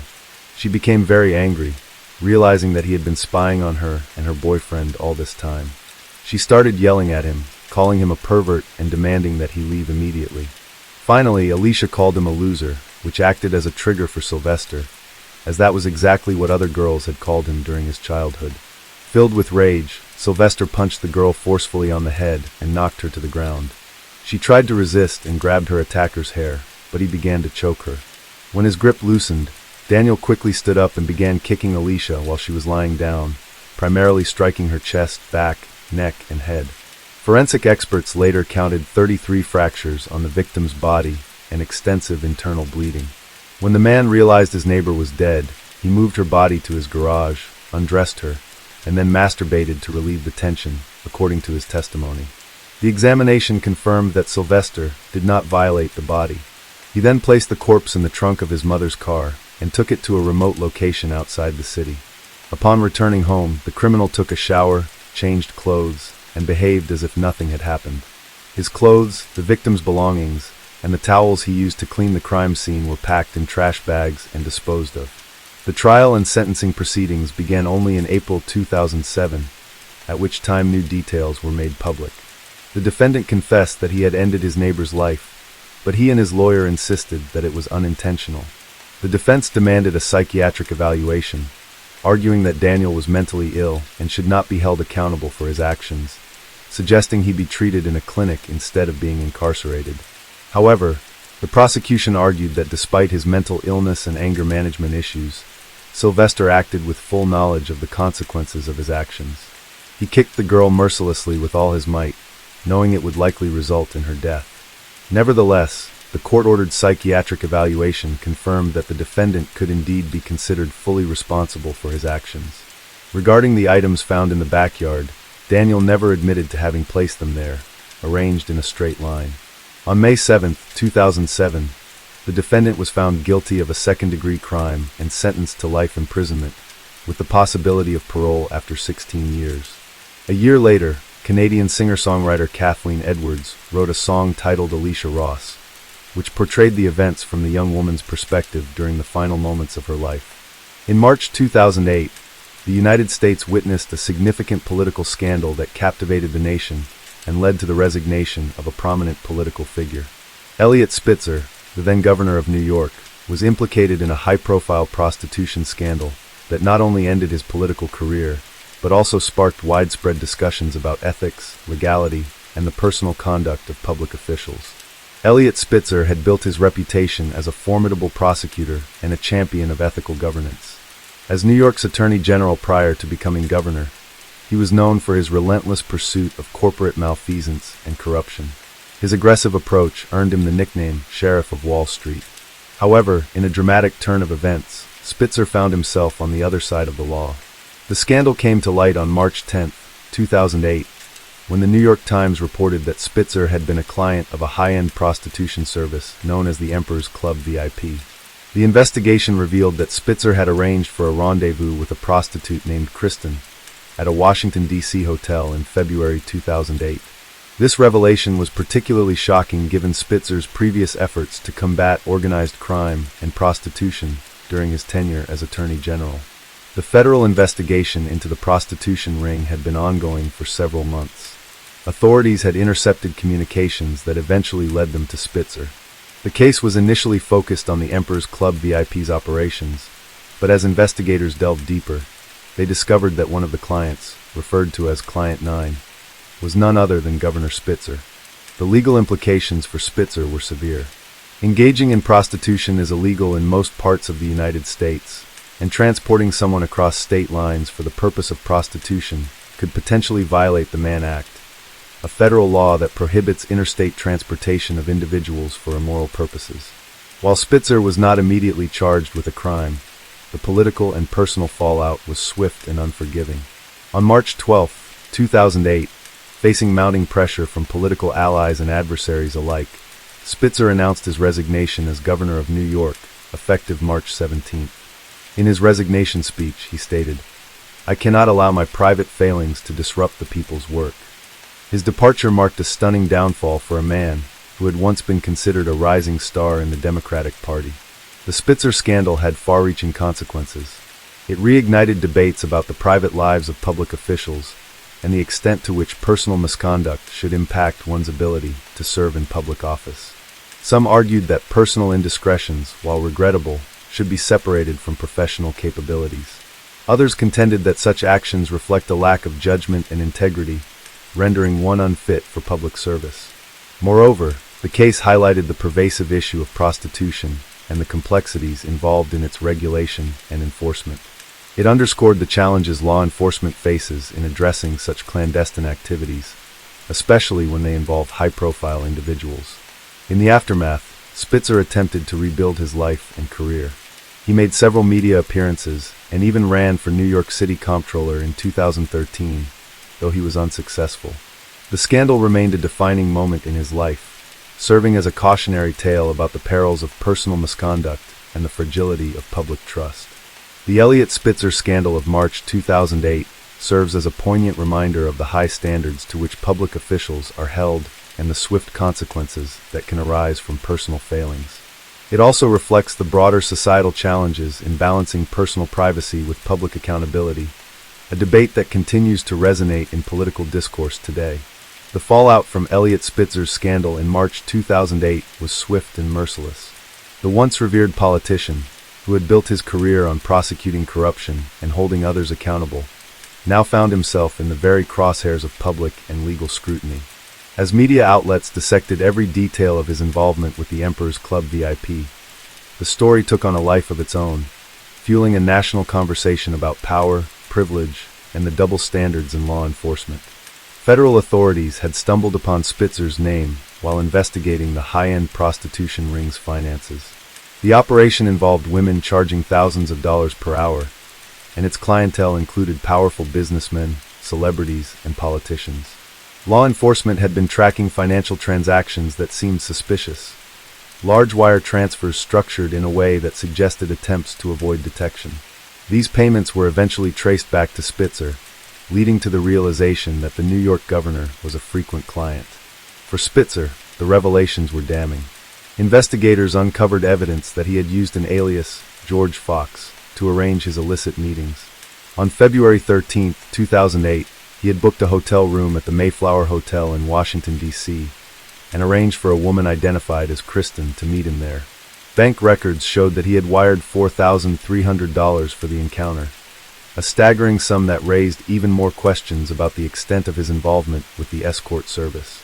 In the days following the news, Spitzer's allies abandoned him. Political supporters who had once praised his integrity quickly distanced themselves, unwilling to be associated with the scandal. The Democratic Party, already navigating a contentious election year, saw Spitzer's downfall as an unnecessary distraction. Prominent figures, including then-Senator Hillary Clinton and presidential candidate Barack Obama, declined to comment in detail, though behind closed doors, discussions were reportedly tense about how this would impact the party's image. Meanwhile, the public's reaction was a mixture of outrage, disappointment, and morbid fascination. Some saw Spitzer as yet another hypocritical politician brought down by his own vices, while others questioned whether such personal failings should be enough to destroy a career. Comparisons were made to previous political sex scandals, including Bill Clinton's affair with Monica Lewinsky, but Spitzer's case stood out due to his history of aggressively prosecuting prostitution rings in New York. That irony was not lost on the public or the press. The scandal also had devastating effects on Spitzer's personal life. His wife, Silda Wall Spitzer, stood by his side as he delivered his resignation speech on March 12, but it was clear their marriage had been severely damaged. The image of Silda looking visibly strained beside her husband became one of the defining visuals of the scandal, symbolizing the collateral damage of political and personal betrayals. Years later, the couple would quietly divorce, further solidifying the long-term consequences of Spitzer's actions. Legally, Spitzer faced a precarious situation. While prostitution itself was illegal in most states, the greater concern was whether he had violated the Mann Act, which prohibits transporting individuals across state lines for the purpose of prostitution. However, after extensive legal discussions, federal prosecutors decided not to press charges against him, citing insufficient grounds for a criminal case. Spitzer, despite escaping legal consequences, had still suffered an irreparable blow to his career and reputation. As the scandal unfolded, deeper discussions emerged about the world of high-end escort services and the blurred lines between legality, morality, and discretion. The Emperor's Club VIP was not an ordinary prostitution ring. It catered to the wealthy elite, providing an air of exclusivity that shielded its operations from the public eye. Its exposure in the Spitzer scandal raised questions about how many other influential figures might have been involved, though few names ever became public. For Spitzer, the road to redemption was uncertain. Some believed that, given time, he could make a political comeback. Others viewed him as irreparably tarnished, a cautionary tale of hubris and hypocrisy. As he retreated from the public eye in the immediate aftermath of his resignation, one thing was certain. The man who once wielded immense power had now become a symbol of self-inflicted downfall. In the months following his resignation, Eliot Spitzer largely withdrew from public life, but his name remained synonymous with scandal. The political world quickly moved on, but for Spitzer, the consequences of his actions lingered. He was no longer the feared prosecutor or the ambitious governor with presidential potential. Instead, he was Client 9, the man who had destroyed his career with a single reckless decision. Despite his public disgrace, Spitzer did not remain in isolation for long. By 2009, he began making appearances on television as a political analyst, offering commentary on legal and financial issues. While some dismissed him as a fallen politician attempting to stay relevant, others noted his sharp intellect and deep understanding of governance. Networks saw value in his insights, and soon Spitzer found a new platform, this time not as a lawmaker but as a media personality. In 2010, Spitzer took a bold step in his comeback attempt by co-hosting a primetime political talk show on CNN called Parker Spitzer. The show, however, struggled with ratings, and his attempt to rebrand himself as a political commentator was met with mixed reactions. The public was divided. Some saw him as a knowledgeable and engaging speaker, while others could not forget the scandal that had brought him down. The show was canceled after less than a year, further proving that Spitzer's reputation was still too damaged for a full-fledged return to the public eye. Undeterred, he made another attempt to re-enter politics in 2013 by running for New York City Comptroller, a significant but lower-profile office compared to the governorship. His candidacy sparked intense media coverage, reviving debates about redemption and whether disgraced politicians should be given second chances. However, voters were not ready to forgive. Spitzer lost the Democratic primary to Scott Stringer, a clear sign that his political career was effectively over. Meanwhile, the woman at the center of the scandal, Ashley Dupre, previously known only as Kristen, also faced the public eye.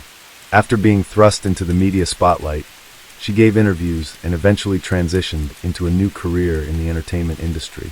Unlike Spitzer, she managed to distance herself from the scandal more effectively, eventually marrying and starting a family.